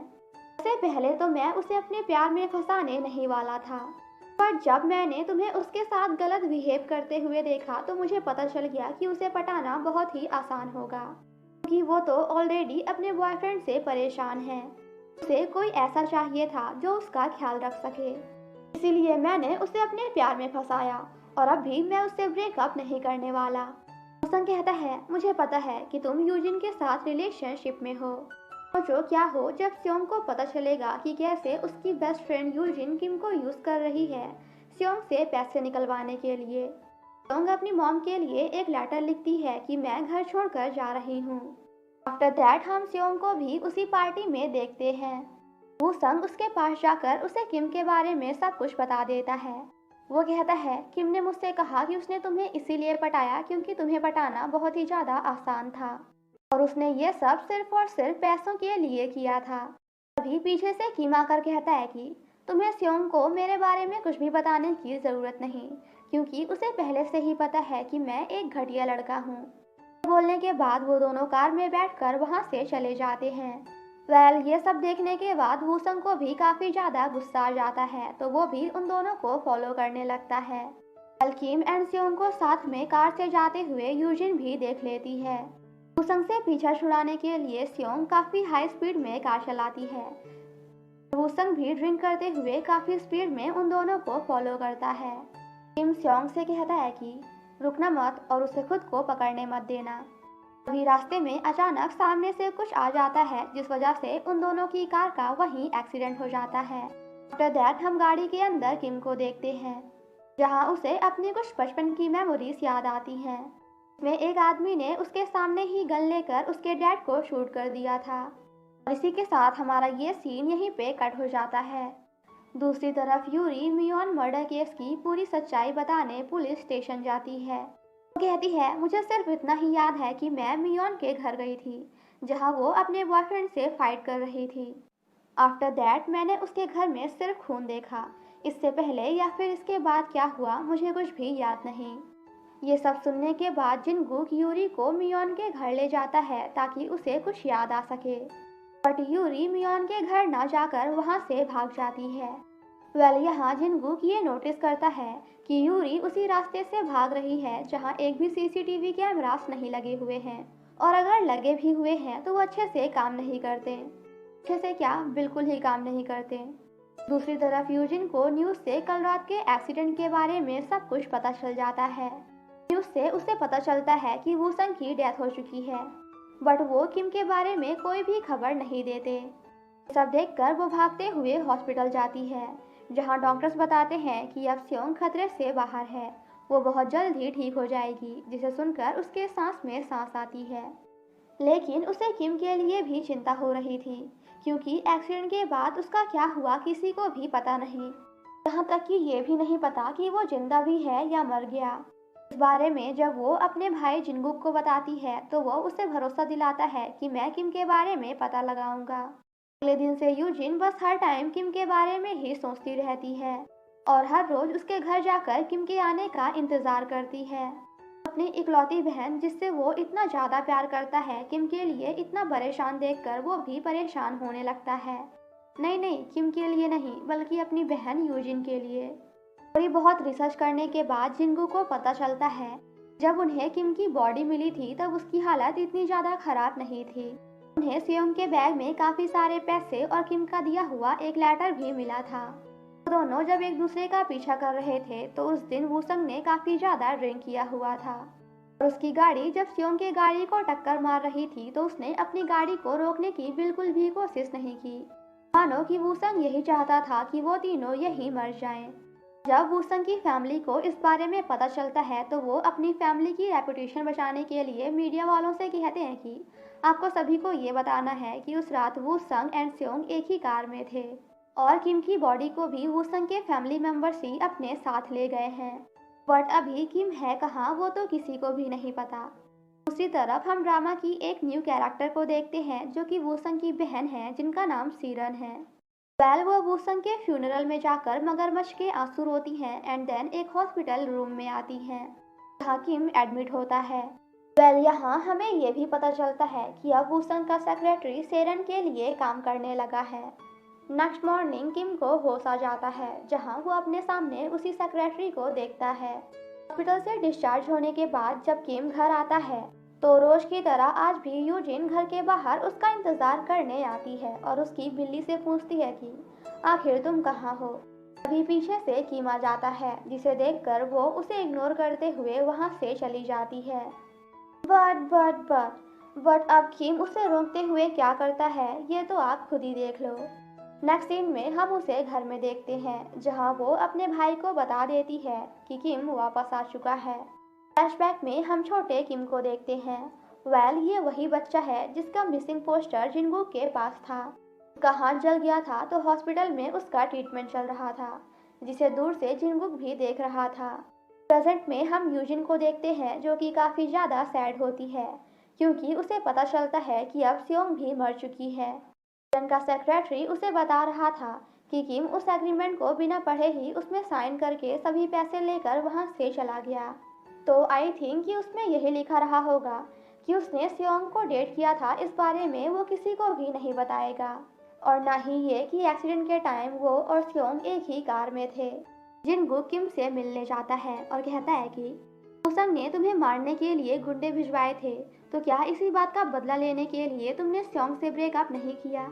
और क्या तुम उस दिन इसीलिए सियोंग के साथ थे ताकि वूसंग को जलन हो?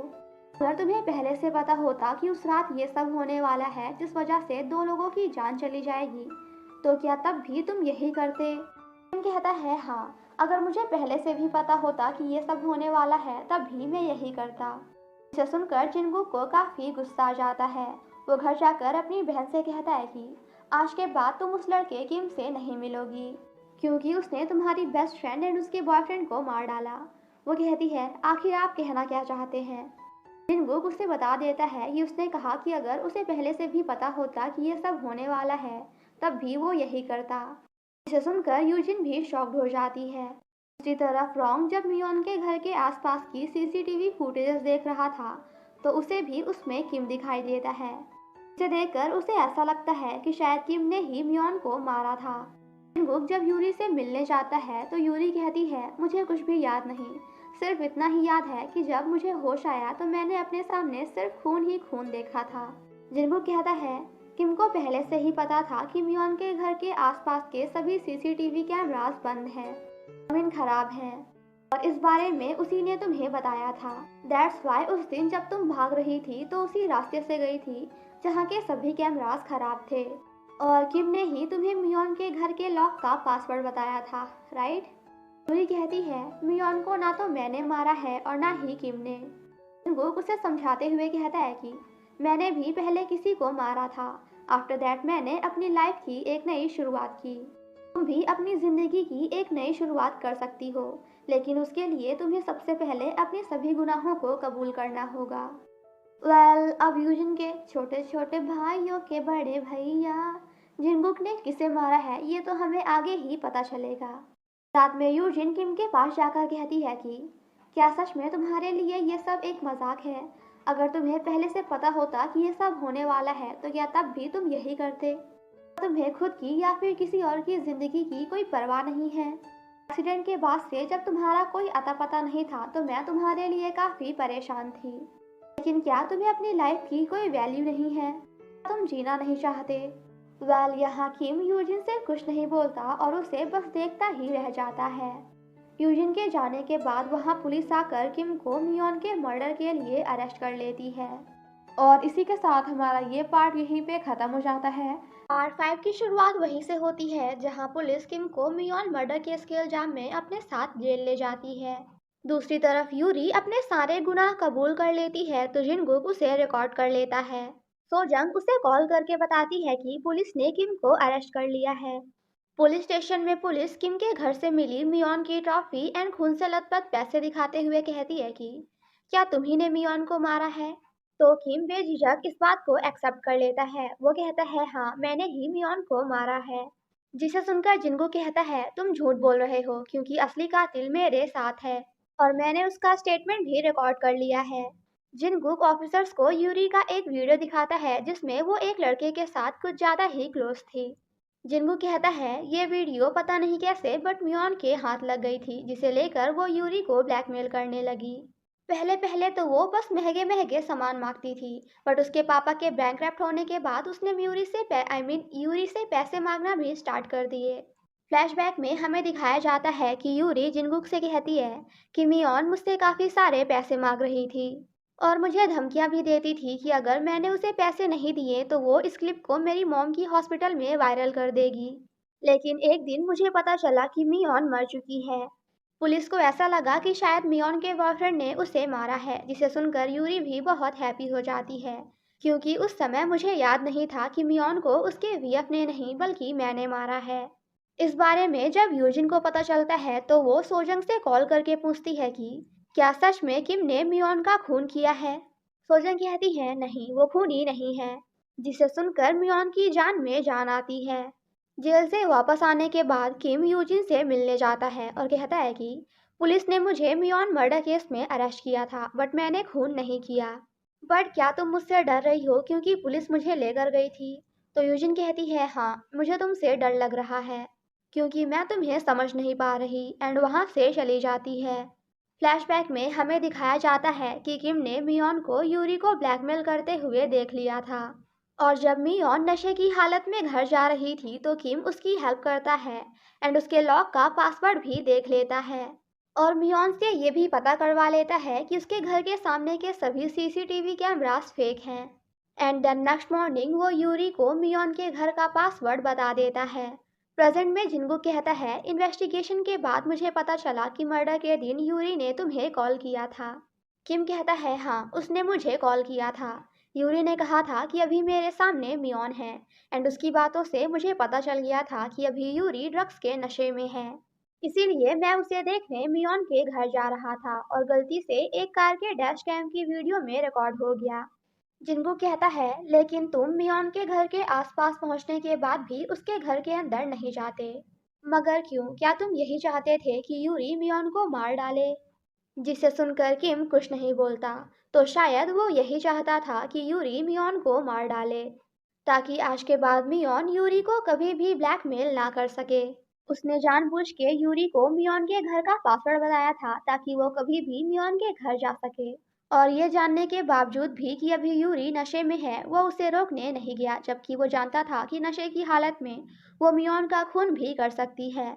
इससे ये क्लियर हो जाता है कि किम यूरी को मियोन को मारने से नहीं रोकना चाहता था, वरना अगर वो चाहता तो रोक भी सकता था।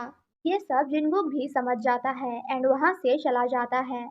जेल में यूरी यूजिन से मिलकर उससे माफी मांगती है क्योंकि उसने उस दिन उसका एक्सीडेंट करने की कोशिश की थी। यूजिन पूछती है, मगर तुम मुझे मारना क्यों चाहती थी? वो कहती है, क्योंकि सिर्फ तुम ही एक ऐसी लड़की हो जिसे किम ने अपनी पर्सनल लाइफ के बारे में बताया है, क्योंकि उसने मुझे कभी नहीं बताया। इसलिए मैं तुमसे जेलस हो गई थी। पुलिस स्टेशन में जिनको किम के कॉल हिस्ट्री में यूजिन का नंबर देखकर गुस्सा हो जाता है।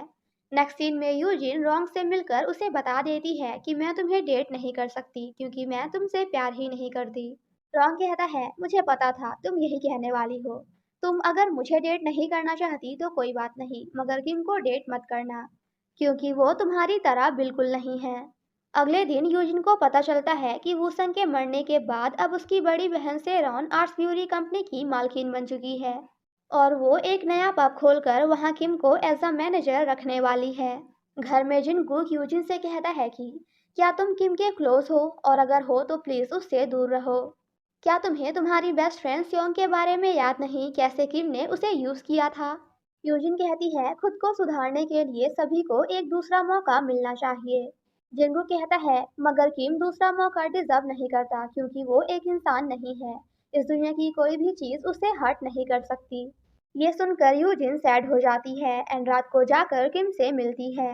वो कहती है, सभी को लगता है कि तुम एक बुरे इंसान हो, मगर मैं नहीं चाहती कि लोग तुम्हारे बारे में ऐसा सोचें।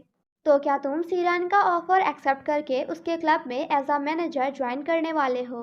किम कहता है, अगर तुम मना कर दोगी तो मैं वो जॉब नहीं करूँगा।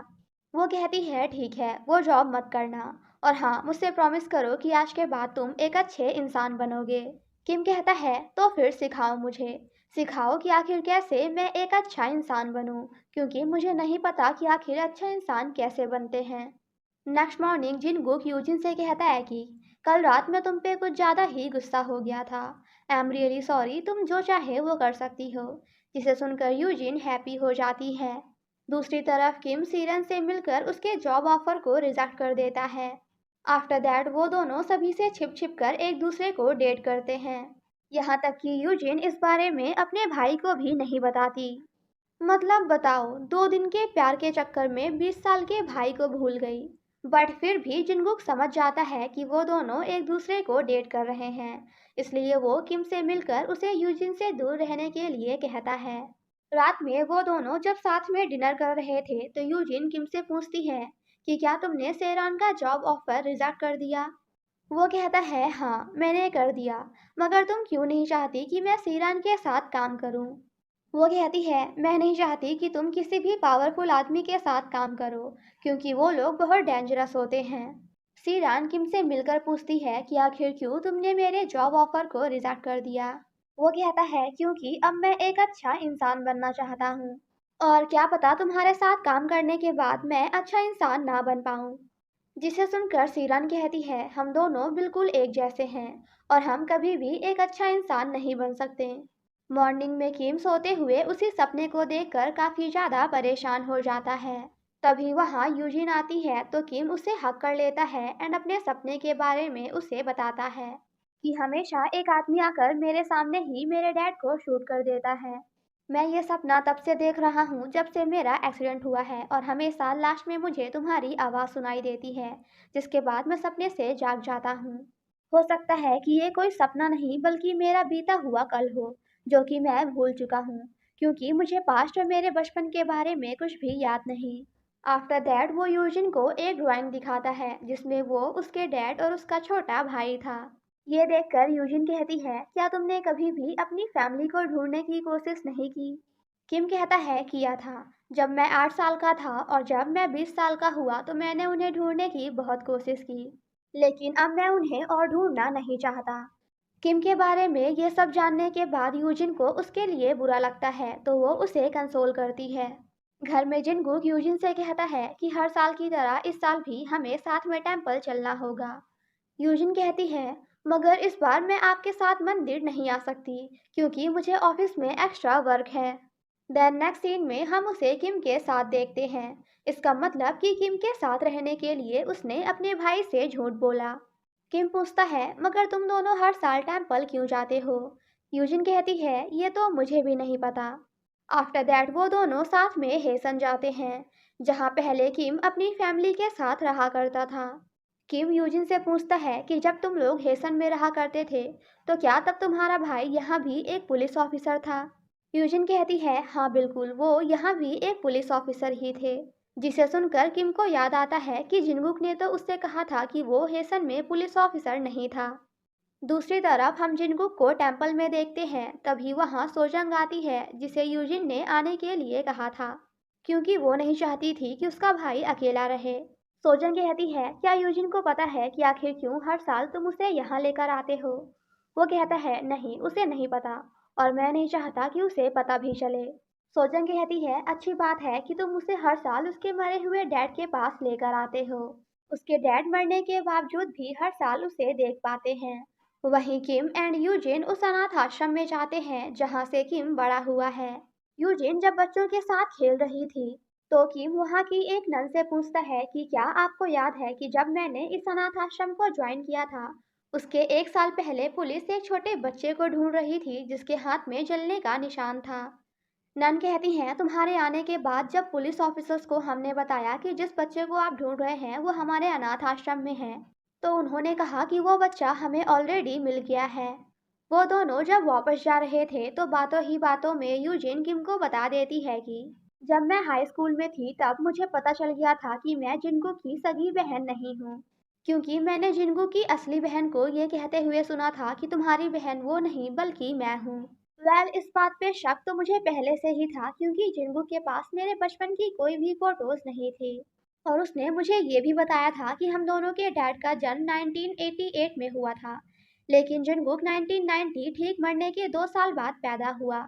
ये कैसे पॉसिबल हो सकता है? इन सभी बातों से मुझे पता चल गया था कि मैं जिनगुक की सगी बहन नहीं हूँ। जिसे सुनकर किम को भी यूजिन के लिए बुरा लगता है। वो समझ जाता है कि यूजिन के मन में काफ़ी सारे क्वेश्चंस हैं, बट वो इस बारे में कभी भी जिनगुक से नहीं पूछ पाएगी। बातों ही बातों में किम अचानक से कहता है कि मुझे तुम्हारे साथ सोना है, I want to sleep with you. Yoojin कहती है, मुझे भी। जिसे सुनकर हम व्यूअर्स वॉज लाइक, तौबा तौबा, सारा मूड खराब कर दिया। देन नेक्स्ट सीन में हम उन दोनों को होटल रूम में देखते हैं, जहां वो दोनों साथ में काफ़ी मस्ती करते हैं और पूरी रात साथ में स्पेंड करते हैं। दूसरी तरफ जिनगुक सोजंग से कहता है कि मैंने यूरी को उसका जुर्म कबूल करने के लिए इसीलिए फोर्स किया, क्योंकि मैं नहीं चाहता कि वो भी मेरी जैसी गलती करके ज़िंदगी भर पछताती रहे। जिसे सुनकर सोजंग कहती हैं, पास्ट में जो कुछ भी हुआ उसमें तुम्हारी कोई गलती नहीं थी। जिंगू कहता है, रिपोर्ट में जो भी लिखा था वो सब कुछ गलत था। वो क्रिमिनल पुलिस से छिपकर नहीं भाग रहा था। वो पुलिस से छिपकर नहीं भाग रहा था, लेकिन मैंने उसे गलत समझकर शूट करके मार दिया।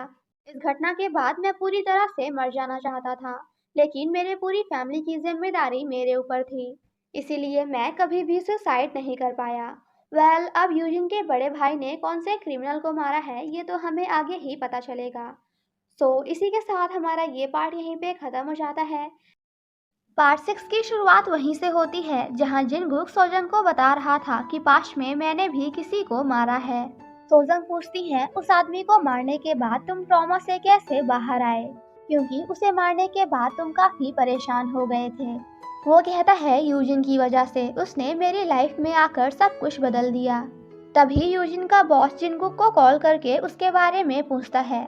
वो कहता है, मुझे यूजिन से कुछ काम था, बट उसका फोन नहीं लग रहा क्योंकि वो शहर से बाहर है। जिसे सुनकर जिनगुक काफी परेशान हो जाता है एंड तुरंत घर के लिए वापस चल देता है। रास्ते में उसे पता चलता है कि आज किम को पूछताछ के लिए पुलिस स्टेशन आना था, बट वो नहीं आया क्योंकि वो हेसन गया हुआ है। जिसे सुनकर जिनगुक समझ जाता है कि यूजिन भी उसी के साथ होगी। नेक्स्ट मॉर्निंग जब यूजिन वापस आती है तो जिनगुक उससे पूछता है कि क्या कल पूरी रात तुम किम के साथ थी? तो वो उसे बता देती है कि हाँ, मैं किम के ही साथ थी। जिसे सुनकर जिनगुक को काफी गुस्सा आता है। वो कहता है, मैंने तुम्हें उससे मिलने से मना किया था, बट फिर भी तुम उससे मिलने गई। तुम्हें कितनी बार बताना पड़ेगा कि उससे दूर रहो? क्या तुम भूल गई कि मैंने अकेले कैसे तुम्हें बड़ा किया है? ये सुनकर यूजिन भी गुस्से में कहती है, मैं आपकी ये बातें सुन सुनकर थक चुकी हूँ। मुझे पता है कि मैं आपके लिए बोझ हूँ, इसीलिए मुझे बुरा लगता है। मुझे ये भी पता है कि आपने मेरे लिए बहुत सारे सैक्रिफाइस किए हैं और आपने आज तक मेरे लिए जो कुछ भी किया है, मैं हमेशा आपकी शुक्रगुजार रहूंगी। जिसे सुनकर जिनगुक उसे समझाने की कोशिश करता है कि तुम मेरे लिए कभी भी बोझ नहीं थी, बट यूजिन बिना उसकी बातें सुने अपने रूम चली जाती है। नेक्स्ट मॉर्निंग जब किम जिनगुक से मिलता है तो इस बार वो यूजिन की वजह से उसके भाई से बहुत ही अच्छे से बात करता है। बट जिनगुक कहता है, तुम एक खूनी हो, सो प्लीज मेरी बहन से दूर रहना। किम कहता है, तुम होते कौन हो ये कहने वाले? तुम्हारे कहने से मैं अपनी रिलेशनशिप खत्म नहीं करूंगा और उससे मिलता रहूंगा। जिनगुक गुस्से में कहता है कि तुम्हारी जो मर्जी है वो करो, बट मैं भी अपनी बहन को बचाने के लिए वो सब कुछ करूंगा जो कर सकता हूँ। रात में यूजिन किम से कहती है कि हमारे रिलेशनशिप के लिए मेरा भाई जितनी जल्दी मान जाए उतना ही अच्छा होगा। किम कहता है, अगर वो ना भी माने तब भी मुझे कोई फर्क नहीं पड़ता। जिसे सुनकर यूजिन को बुरा लगता है। वो कहती है, मेरे भाई की मंजूरी मेरे लिए बहुत इम्पोर्टेंट है, क्योंकि मेरी लाइफ में जिनगुक के लिए एक अलग ही जगह है। ये बोलकर यूजिन वहाँ से जाने लगती है और किम भी उसे जाने से नहीं रोकता। लेकिन थोड़ी ही देर बाद वो उसे बाहर आकर हर जगह ढूंढने लगता है, बट यूजिन उसे कहीं भी नहीं मिलती।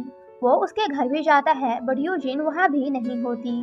सैड होकर जब वो घर वापस आ जाता है तो सामने उसे यूजिन दिखती है, जिसे देखकर किम उसे हक कर लेता है। वो कहती है, अगर नेक्स्ट टाइम से मैं जाना भी चाहूँ तो तुम मुझे जाने नहीं देना और अपने पास रोक कर रखना। नेक्स्ट मॉर्निंग यूजिन अपने भाई जिनगुक से कल के लिए माफ़ी मांगती है।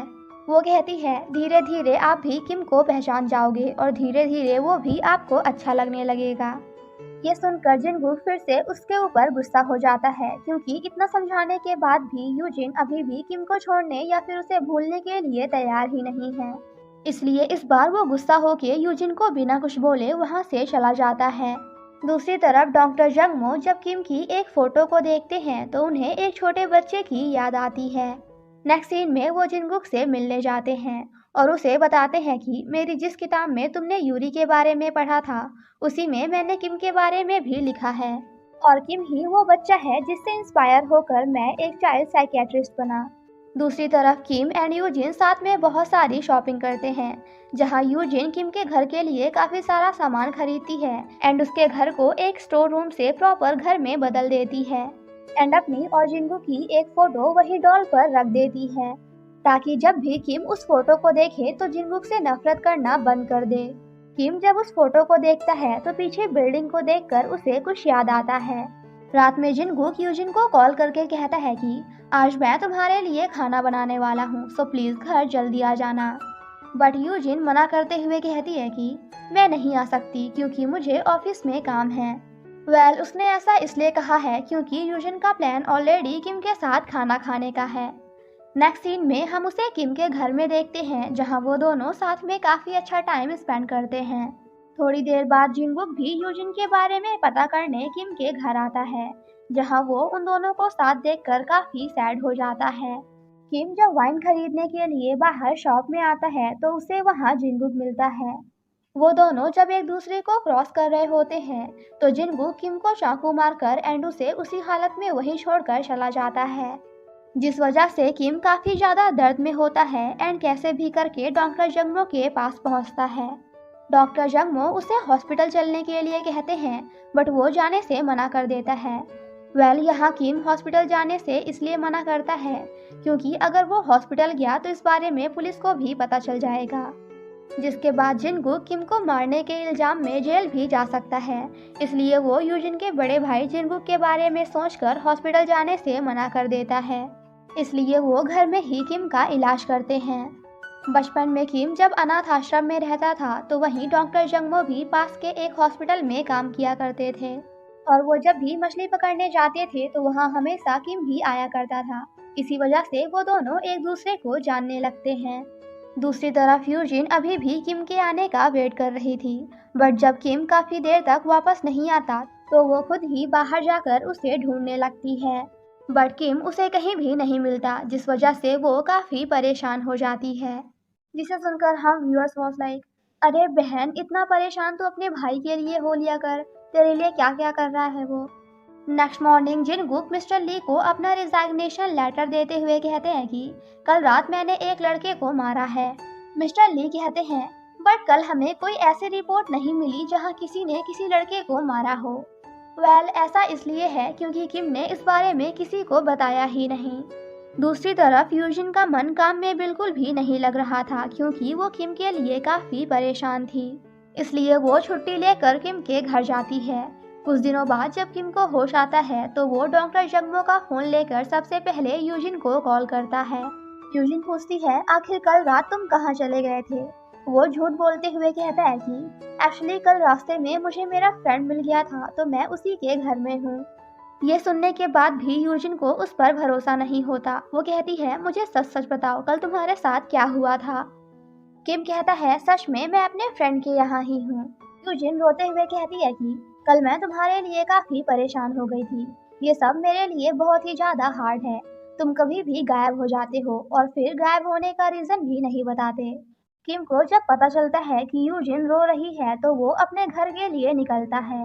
बट डॉक्टर जंगमो उसे कहीं भी जाने से मना करते हैं क्योंकि वो अभी भी ठीक नहीं हुआ था। घर में जिनगुक यूजिन से किम के बारे में पूछता है तो वो कहती है किम बिल्कुल ठीक है।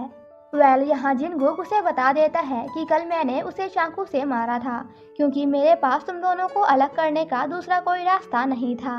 अगर तुम नहीं चाहती कि आगे फिर से कुछ ऐसा हो तो किम से मिलना बंद कर दो।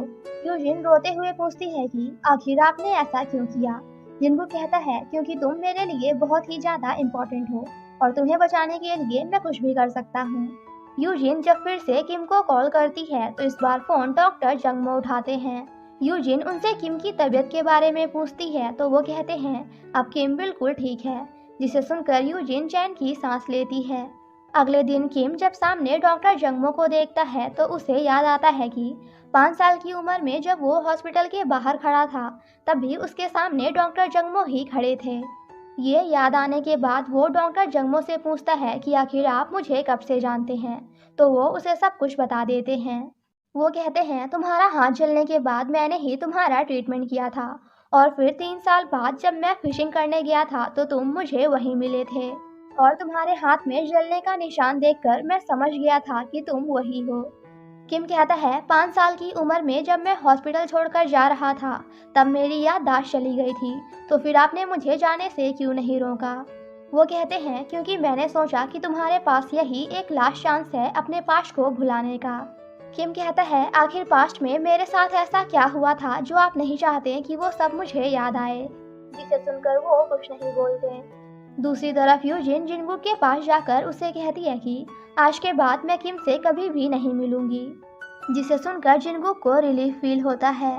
किम जब घर वापस आता है तो उसे घर में एक लेटर मिलता है जिसमें यूजिन ने लिखा था कि I am really sorry but please तुम मेरे भाई जिनगुक को माफ कर देना।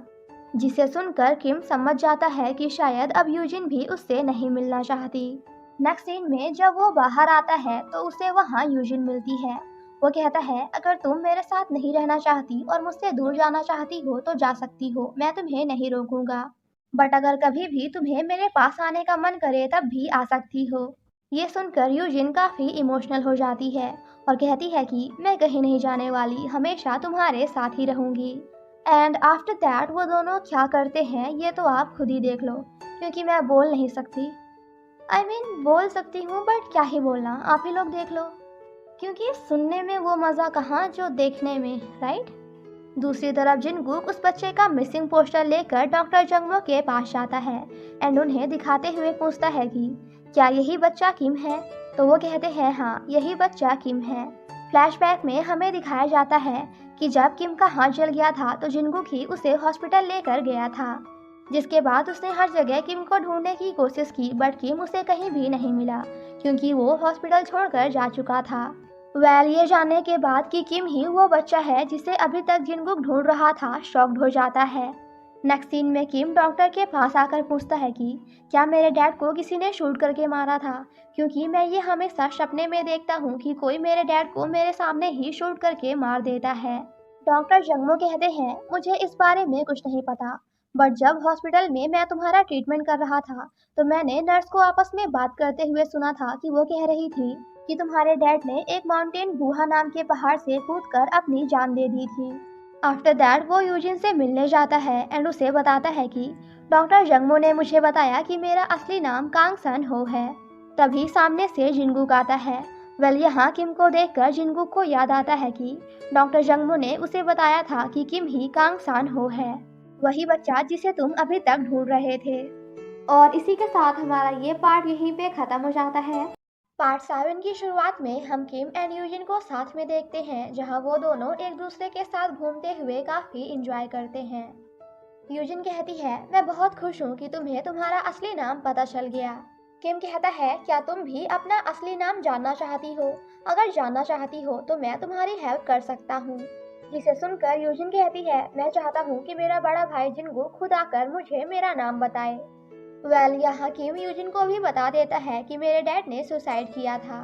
नेक्स्ट मॉर्निंग किम हेसन जाकर उसी माउंटेन जाता है जहाँ से उसके डैड ने कूदकर आत्महत्या की थी। किम कुछ सोच ही रहा होता है कि तभी अचानक से उसे कुछ बचपन की मेमोरीज याद आती हैं, जहां वो अपने डैड के साथ खेल रहा था। इतना याद आते ही उसे वो जगह जानी पहचानी लगने लगती है। किम को याद आता है कि वो बचपन में इसी प्लेस पर खेला करता था। यहाँ उसके साथ एक और छोटा बच्चा था जिसका नाम यून है। उसी प्लेस पर घूमते घूमते किम अपने पुराने घर भी पहुंच जाता है। वहां पहुंचते ही किम को काफी सारी पुरानी मेमोरीज याद आने लगती हैं। फ्लैशबैक में हमें दिखाया जाता है कि जो बंदा किम के डैड को शूट करके मार देता है वो कोई और नहीं बल्कि जिनगुक था। ये याद आने के बाद किम को जिनगुक पर काफी गुस्सा आता है। नेक्स्ट मॉर्निंग यूजिन किम से मिलती है और उससे पूछती है कि कल तुम हेसन गए थे तो क्या तुम्हें कुछ पुरानी मेमोरीज याद आई, क्योंकि तुम सब कुछ भूल चुके थे। किम झूठ बोलते हुए कहता है कि नहीं, मुझे कुछ भी नहीं याद आया, क्योंकि वो यूजिन को नहीं बताना चाहता था कि तुम्हारे भाई ने ही मेरे डैड को मारा है। नेक्स्ट सीन में यूजिन जिनगुक के साथ ऑफिस के लिए निकल जाती है तो पीछे से किम उनके घर जाता है। अब आप लोग यही सोच रहे होगे ना कि वो घर तो चला गया, बट अब गेट के लॉक का क्या करेगा? तो डोंट वरी, जीनियस है वो।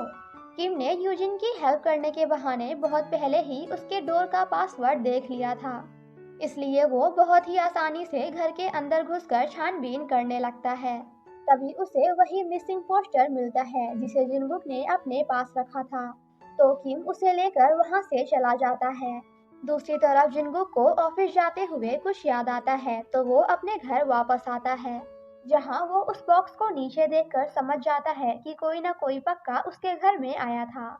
उस बॉक्स से मिसिंग पोस्टर भी मिसिंग है।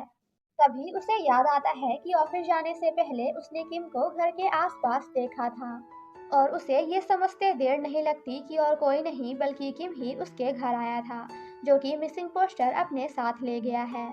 नेक्स्ट सीन में किम सीरन से मिलने जाता है और कहता है कि क्या तुम मेरे लिए एक गन अरेंज करवा सकती हो? वो कहती है, हाँ मैं करवा तो दूंगी, बट मुझे क्या मिलेगा? किम कहता है, अगर मेरा काम हो गया तो तुम जो कहोगी वो करूंगा। वो सीरन को मिसिंग पोस्टर दिखाते हुए कहता है कि तुम्हें इस बच्चे के बारे में भी सब कुछ पता करना होगा, इस बच्चे की हिस्ट्री और किसने इस बच्चे को ढूंढने के लिए ये पोस्टर बनवाया था, सब कुछ। नेक्स्ट सीन में सीरन जैसा किम ने कहा था बिल्कुल वैसी ही गन अरेंज करवा के उसे देती है। ये देखकर कि सीरन उसकी इतनी हेल्प कर रही है, किम पूछता है, तुम मेरी हेल्प क्यों कर रही हो? वो कहती है, क्योंकि मैं तुम्हें पसंद करने लगी हूँ। जिसे सुनकर हम व्यूअर्स वॉस लाइक, गई भैंसिया पानी में, मतलब बाकी लड़कियों की तरह ये भी किम के प्यार में पागल हो चुकी है। वो कहती है, हम दोनों बिल्कुल एक जैसे हैं, हमें किसी की भी फीलिंग्स की कोई परवाह नहीं है और हम दोनों बिल्कुल निडर हैं। मतलब ये कि हम दोनों को किसी से भी डर नहीं लगता, ना तो खुद से और ना ही खुदा से। और क्योंकि तुम बिल्कुल मेरे जैसे हो, आई मीन मेरी कार्बन कॉपी, दैट्स वाई मैं तुम्हें पसंद करती हूँ। जिसे सुनकर किम उसे इग्नोर करते हुए वहां से जाने लगता है तो पीछे से सीरन कहती है, उस मिसिंग पोस्टर को जिनगुक ने बनवाया था क्योंकि वो उस बच्चे को ढूंढ रहा था। किम कहता है, मगर क्यों? वो मुझे क्यों ढूंढना चाहता है? जिसे सुनकर सीरन कहती है, अगर तुम चाहो तो मैं तुम्हारे लिए तुम्हारी फैमिली के बारे में सब कुछ पता लगवा सकती हूँ। किम कहता है ठीक है, तुम मेरी फैमिली के बारे में सब कुछ पता लगाओ, मेरे डैड, मेरे भाई, मेरी मॉम और मेरे बारे में। इसके बाद वो गन लेकर जिनगुक के घर जाता है और जब जिनगुक अंदर आता है तो किम गन पॉइंट करते हुए कहता है कि क्या इसे देखकर तुम्हें कुछ याद आया। एंड देन ये प्रूव करने के लिए कि गोली सच में है सो प्लीज़ मुझसे झूठ बोलने की कोशिश मत करना, एक फ्लावर पॉट को शूट करता है। यहाँ जिनगुक एक्सेप्ट कर लेता है कि हाँ मैंने ही तुम्हारे पापा को मारा था। गाइस, पापा से याद आया, कमेंट करके बताओ कि आप में से कितने लोग अपने पापा को पापा बोलते हो, क्योंकि मैं तो डैडी बोलती हूँ। आई डोंट नो मेरी मम्मी ने मुझे डैडी वर्ड क्यों सिखाया, बट अब सिखाया है तो आदत पड़ गई। जिनगुक कहता है तुम्हारे पापा का नाम कांग सुन गू था जिन्हें मैंने ही मारा है। बड़े होने के बाद पहली बार किम अपने डैड का नाम सुनकर उससे पूछता है कि आखिर क्यों क्यों तुमने मेरे डैड को मारा। जिनगुक कहता है ये सब एक एक्सीडेंट था, मैं जानबूझकर नहीं करना चाहता था, बस गलती से हो गया। इससे पहले कि किम कुछ और कर पाता तभी वहाँ सो जंग आ जाती है, जिसे देखकर किम वहाँ से चला जाता है।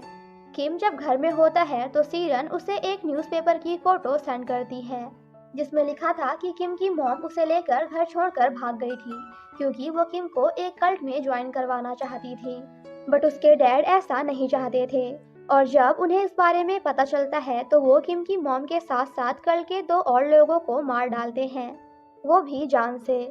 जिसे जानने के बाद किम पूरा ही टूट जाता है क्योंकि आज तक उसे ऐसा लग रहा था कि उसके डैड एक पुलिस ऑफिसर थे, बट अब उसे पता चला कि उसके डैड एक ऑफिसर नहीं बल्कि क्रिमिनल थे।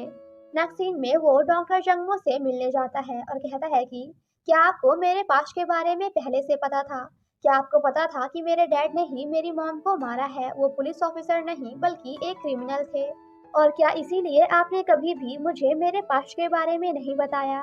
डॉक्टर कहते हैं तुम्हारे डैड ने जो भी किया वो गलत था, मगर तुम अपने डैड से अलग हो।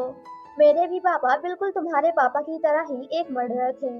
तुम्हारी याददाश्त जाने के बाद 5 साल की उम्र में जब तुम हॉस्पिटल छोड़कर जा रहे थे तो मैंने तुम्हें इसीलिए नहीं रोका था क्योंकि मुझे लगा कि अगर तुम यहाँ से दूर चले जाओगे तो तुम्हें कभी भी तुम्हारे डैड के बारे में नहीं पता चलेगा और यही तुम्हारे लिए अच्छा होगा ताकि तुम एक अच्छे इंसान की तरह अपनी जिंदगी बिता सको। तुम्हारे पापा ने जो भी किया है उसमें तुम्हारी कोई भी गलती नहीं है, सो प्लीज खुद को हार्म मत करना। ये सब सुनकर किम वहाँ से चला जाता है। नेक्स्ट सीन में यूजिन उससे मिलने आती है जहाँ वो पहले तो उसे कुछ भी नहीं बता पाता, बट इन दी एंड किम रोते हुए यूजिन को बता ही देता है कि मेरे डैड एक क्रिमिनल थे जिन्होंने 3 लोगों का खून किया है। जिसे सुनकर यूजिन भी शॉक्ड हो जाती है। किम कहता है मैं थोड़ी देर अकेले रहना चाहता हूँ, सो प्लीज यहाँ से चली जाओ। जिसे सुनकर किम बिना कुछ बोले वहाँ से चली जाती है। दूसरी तरफ सीरन का आदमी मिस्टर ली को कुछ पैसे देकर किम के डैड के बारे में सारी इंफॉर्मेशन एक रिकॉर्डर में रिकॉर्ड करवा लेता है, जिसे सीरन ले जाकर किम को दे देती है। किम घर वापस आकर उस रिकॉर्डर को सुनने लगता है जिसमें मिस्टर ली ने कहा था कि कांग सुन हू एक मर्डरर था, उसने 3 लोगों का खून किया है। फ्लैशबैक में हमें दिखाया जाता है कि जब जिनगुक को किम के डैड के बारे में पता चलता है तो वो भागते हुए उसके घर आता है जहां वो घर के बाहर 3 लोगों की लाश देखता है। आफ्टर दैट वो घर के अंदर जाता है जहां कांग सुन हू एक हथियार लेकर खड़ा था। जिनगुक उसे हथियार फेंकने के लिए बोलता है, बट किम के डैड उसे लेकर सामने आने लगते हैं तो जिनगुक खुद को बचाने के लिए सेल्फ डिफेंस में किम के डैड को शूट करके मार देता है। प्रेजेंट में मिस्टर ली कहते हैं कि इस घटना के बाद हेडक्वार्टर से इस केस को बंद करने का ऑर्डर मिला, बट जिनगुक इस केस को क्लोज नहीं करना चाहता था क्योंकि किम के डैड को मारने का उसे पछतावा हो रहा था। इसीलिए वो हर जगह कांग सुनगू के बेटे किम को ढूंढ रहा था। ये सब सुनकर किम जिनगुक को मैसेज करके मिलने के लिए बुलाता है। नेक्स्ट सीन में हम उन दोनों को साथ में देखते हैं। किम पूछता है आखिर तुम मुझे क्यों ढूंढ रहे थे? वो कहता है क्योंकि मैंने तुम्हारे डैड को मारा था और उस घटना के बाद तुम पता नहीं कहाँ खो गए थे, इसीलिए मैं तुम्हें ढूंढना चाहता था। किम कहता है क्या तुम बाकी लोगों की तरह ये नहीं बोल सकते कि मेरे डैड एक मर्डरर थे और तुमने उन्हें मारकर ठीक ही किया है? वो कहता है नहीं, मैं ऐसा नहीं कह सकता क्योंकि उस दिन के बारे में जब मैंने ध्यान से सोचा तो मुझे पता चला कि तुम्हारे डैड मुझ पे वार नहीं करने वाले थे, बल्कि वो तो अपना हथियार तुमसे छिपा रहे थे ताकि तुम उन्हें ऐसे ना देख पाओ। लेकिन उस दिन मैंने समझने में गलती की और तुम्हारे सामने ही तुम्हारे डैड को शूट करके मार डाला। किम कहता है, तुमने जो कुछ भी किया है मैं उसके लिए तुम्हें कभी भी माफ नहीं करूंगा। एंड वहां से जाने लगता है तो पीछे से जिनगुक उसे बता देता है कि आखिर कहाँ उसके डैड को दफनाया गया है और किस दिन उसके डैड की डेथ हुई थी। इनडायरेक्टली वो किम को उसके डैड की डेथ एनिवर्सरी डेट बता देता है। डेट सुनने के बाद किम को याद आता है कि हर साल जिनगुक यूजिन को लेकर इसी दिन को टेम्पल जाया करता था। ये याद आने के बाद किम समझ जाता है कि हर साल उसके पापा की डेथ एनिवर्सरी मनाने ही जिनगुक हमेशा यूजिन को लेकर टेम्पल जाया करता था। कुछ दिन ऐसे ही बीत जाते हैं। यूजिन एंड किम एक दूसरे से नहीं मिलते तो एट लास्ट यूजिन ही उससे मिलने आती है, जिसे देखते ही किम उसे टाइटली हग कर लेता है। किम कहता है, मैं फिर से पैदा होना चाहता हूँ। किम ऐसा इसलिए कहता है क्योंकि वो अपने डैड के बारे में सब कुछ भूलने के बाद फिर से एक न्यू लाइफ स्टार्ट करना चाहता है, जिसके बाद वो दोनों साथ में काफी अच्छा टाइम स्पेंड करते हैं। नेक्स्ट मॉर्निंग किम सीरन के पास जाकर उसे गन लौटा देता है। सीरन पूछती है, क्या तुमने इस गन को यूज किया भी है या नहीं, क्योंकि न्यूज में तो मैंने किसी भी मर्डर की खबर नहीं सुनी। जिसे सुनकर किम बिना कुछ बोले वहां से जाने लगता है। तभी पीछे से सीरन कहती है, मुझे तुम्हारे छोटे सिबलिंग के बारे में पता चला, बट तुम्हारा तो कोई भाई ही नहीं था। किम कहता है, आखिर तुम कहना क्या चाहती हो, साफ साफ कहो। बट अभी सीरन उसे उसके भाई के बारे में कुछ भी नहीं बताती। नेक्स्ट सीन में हम किम को यूजिन के पास देखते हैं, जहां वो दोनों डेट पर जाते हैं और साथ में काफी इंजॉय करते हैं। सेम नाइट जब वो दोनों घर में होते हैं तभी अचानक से यूजिन के हाथ में गर्म पानी गिर जाता है, जिसे देखकर किम मेडिसिन लाने शॉप जाता है। वो दवाई खरीद कर आ ही रहा होता है कि तभी उसे फिर से पुरानी मेमोरीज याद आती हैं, जहां किम जिनगुक को उसके पापा को शूट करते हुए देखता है। तभी पीछे से उसका छोटा सिबलिंग आता है। उसका फेस याद आने के बाद किम समझ जाता है कि वो कोई और नहीं बल्कि यूजिन है, क्योंकि उसने किम के घर में जो अपनी एंड यूजिन की फोटो रखी थी उसमें वो छोटी बच्ची वही होती है जो कि बचपन में किम के पीछे से आती है। ये सब जानने के बाद वो कम्प्लीटली शॉक्ड हो जाता है। तभी उसे सीरन की बातें याद आती हैं, जहां सीरन ने कहा था कि तुम्हारा कोई छोटा भाई था ही नहीं। तो यहाँ किम समझ जाता है कि उसका छोटा भाई कभी था ही नहीं बल्कि एक बहन थी और वो है यूजिन।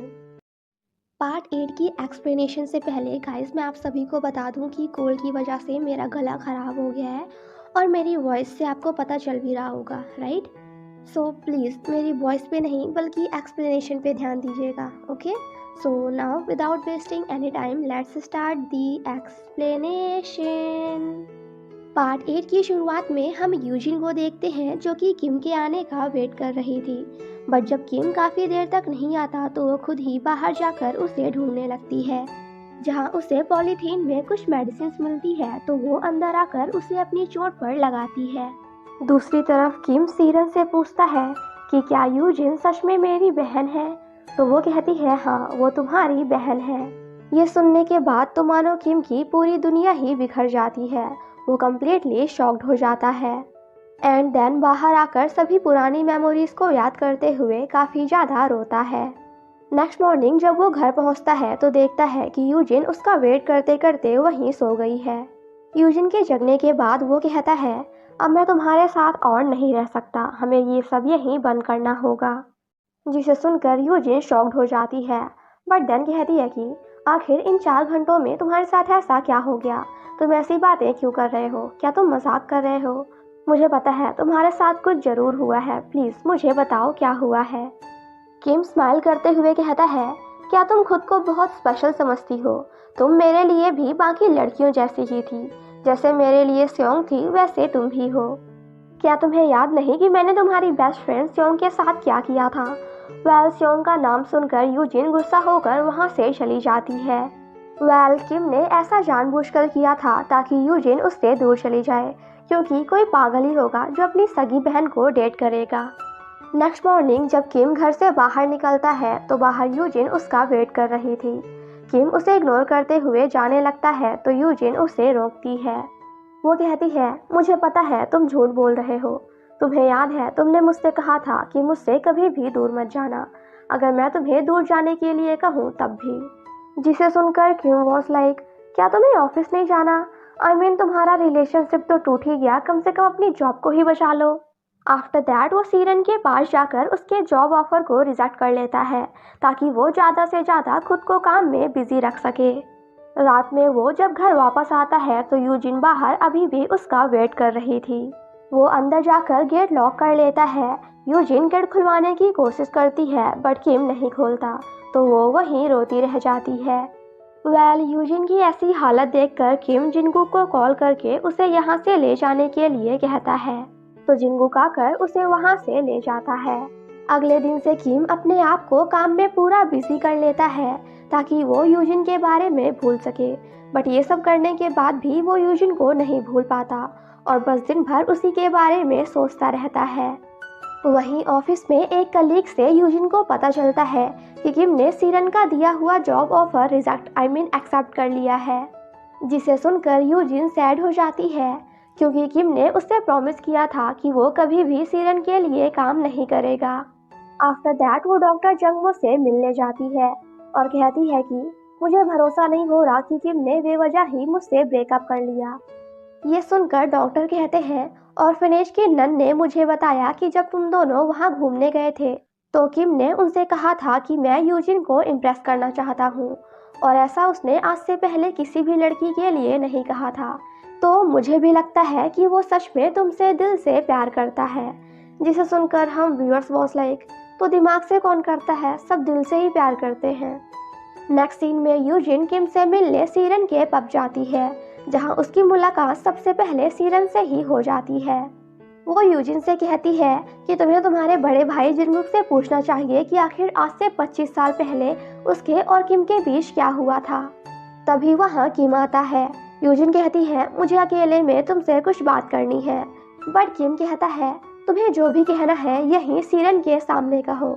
जिसे सुनकर यूजिन सैड होकर वहाँ से चली जाती है। यूजिन जब वापस जा रही थी तो वो उसी बात को सोच रही थी जब सीरन ने उससे कहा था कि तुम्हें अपने भाई से पूछना चाहिए कि आखिर 25 साल पहले उसके और किम के बीच में क्या हुआ था। आफ्टर दैट वो सोजन के पास जाकर उससे इस बारे में पूछती है, जहाँ पहले तो वो उसे कुछ भी नहीं बताती, तो यूजिन कहती है, मुझे पता है कि मैं जिनगुक की सगी बहन नहीं हूँ और मुझे ये तब से पता है जब मैं हाई स्कूल में थी। ये सुनकर सोजंग उसे सब कुछ बता देती हैं। वो कहती हैं किम के डैड एक क्रिमिनल थे और तुम्हारे भाई ने उन्हें गलती से मार दिया था। जिसे सुनकर यूजिन शॉक्ड हो जाती है। दूसरी तरफ किम सीरन से पूछता है कि आखिर तुमने यूजिन से क्या कहा। वो कहती है, मैंने उससे सिर्फ इतना ही कहा कि तुम्हें तुम्हारे भाई से पूछना चाहिए कि आखिर 25 साल पहले उसके और किम के बीच क्या हुआ था। जिसे सुनकर किम गुस्सा हो जाता है और कहता है कि मुझे लगा था कि अगर मैं यूजिन से दूर हो जाऊंगा तो वो हमेशा खुश रहेगी, लेकिन मेरे दूर रहने से भी उसे सब कुछ पता चलने ही वाला है कि मैं उसका भाई हूँ। किम वहाँ से जाने लगता है। सीरन उसे रोकने की कोशिश करती है बट वो नहीं रुकता, तो वो कहती है, अगर तुम नहीं रुके तो मैं अभी यूजिन को कॉल करके उसे सब कुछ बता दूंगी। तो किम बिल्कुल रुक जाता है, जिससे सीरन समझ जाती है कि किम यूजिन से बहुत ही ज्यादा प्यार करता है और उसे उदास नहीं करना चाहता। ये सुनकर उसे गुस्सा आ जाता है। वो कहती है, सोचो क्या हो अगर मैं उसे फोन करके बता दूं कि जिस इंसान से वो प्यार करती है वो तो उसका सगा भाई है।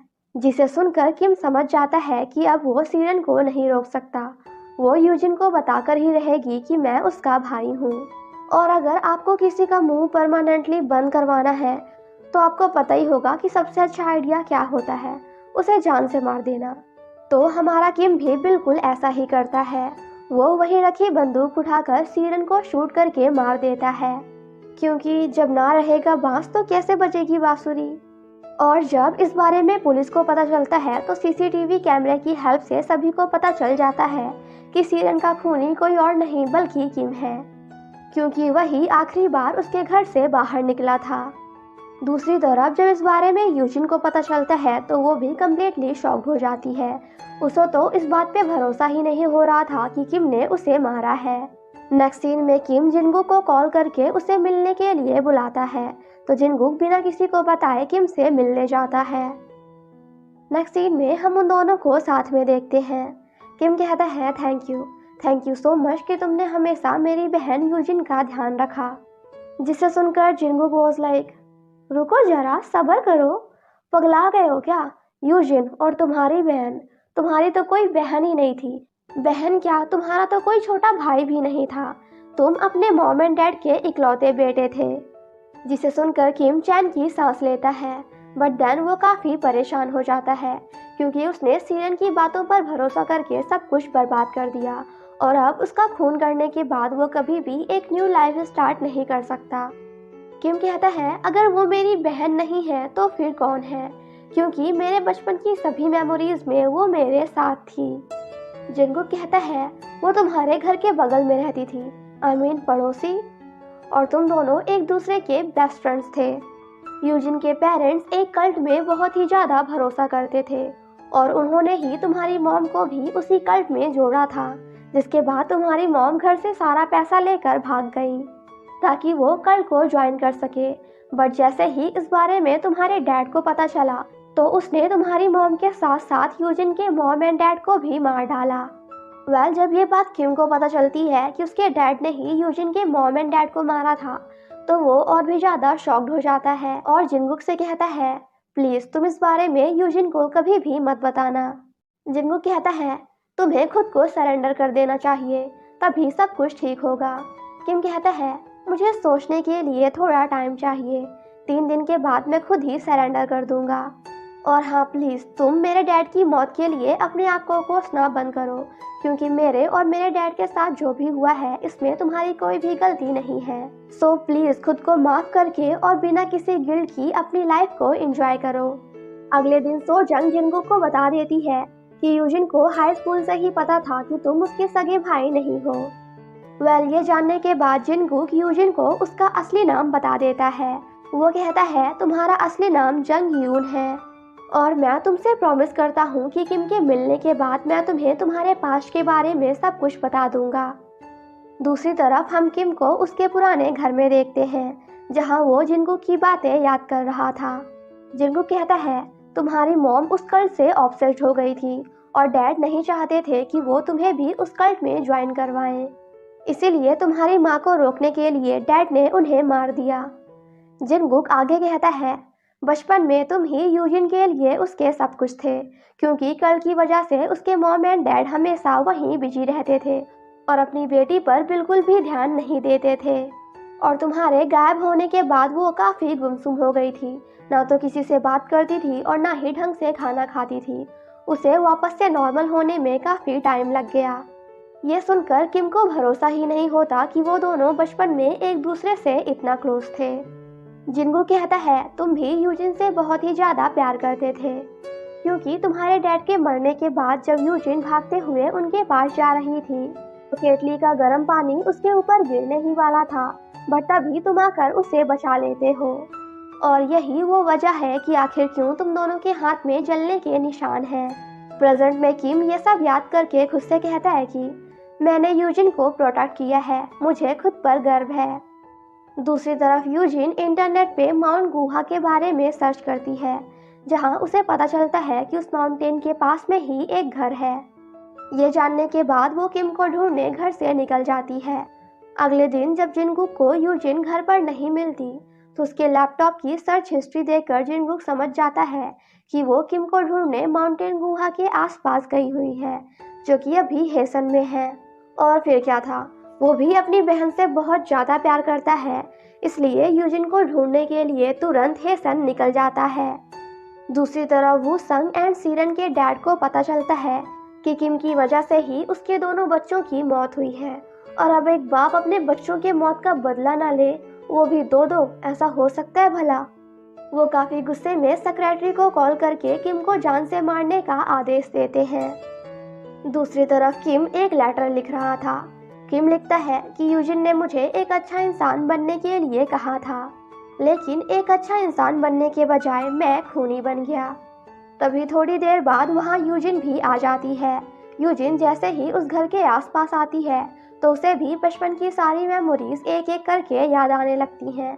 उसे भी पता चल जाता है कि वो और किम बचपन में एक दूसरे के बहुत ही ज़्यादा क्लोज थे। यूजिन गन को उठाते हुए कहती है कि क्या ये गन तुम मेरे भाई जिनगुक को मारने के लिए लाए थे? उसने तुम्हारे डैड को मारा, क्या तुम इस बात का उससे बदला लेना चाहते थे?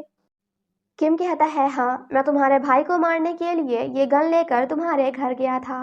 यूजिन कहती है मुझे तुम्हारे लिए बुरा लग रहा है। मेरे भाई ने तुम्हारे डैड को मारा तो अब उसकी जगह मैं मरूंगी ताकि तुम्हारा बदला पूरा हो सके। यूजिन गन चलाने ही वाली थी बट किम उसे ऐसा करने से रोक देता है। वो कहता है छोटी बच्ची हो क्या? अरे ऐसा नहीं कहता। वो कहता है पागल हो गई हो क्या? तुम सच में मरना चाहती हो? वो कहती है नहीं, मैं तुम्हारे साथ जीना चाहती हूँ। मुझे पता चल गया है कि तुम्हारे डैड ने ही मेरे मॉम एंड डैड को मारा था। दैट्स वाई मैं समझ सकती हूँ कि तुम्हें तब कैसा फील हुआ होगा जब तुम्हें पता चला कि मेरे भाई जिनगुक ने ही तुम्हारे पापा को मारा है। लेकिन मेरे लिए तुम सिर्फ तुम हो और अपने पापा से बिल्कुल अलग हो। तुम्हारे डैड ने जो भी किया उसमें तुम्हारी कोई भी गलती नहीं है। तुम उनसे अलग हो। तुम्हारे डैड की वजह से मैं कभी भी तुमसे नफरत नहीं करूंगी। शायद सोजंग ने यहाँ आने से पहले यूजिन को किम एंड उसके पेरेंट्स के बारे में सब कुछ बता दिया था।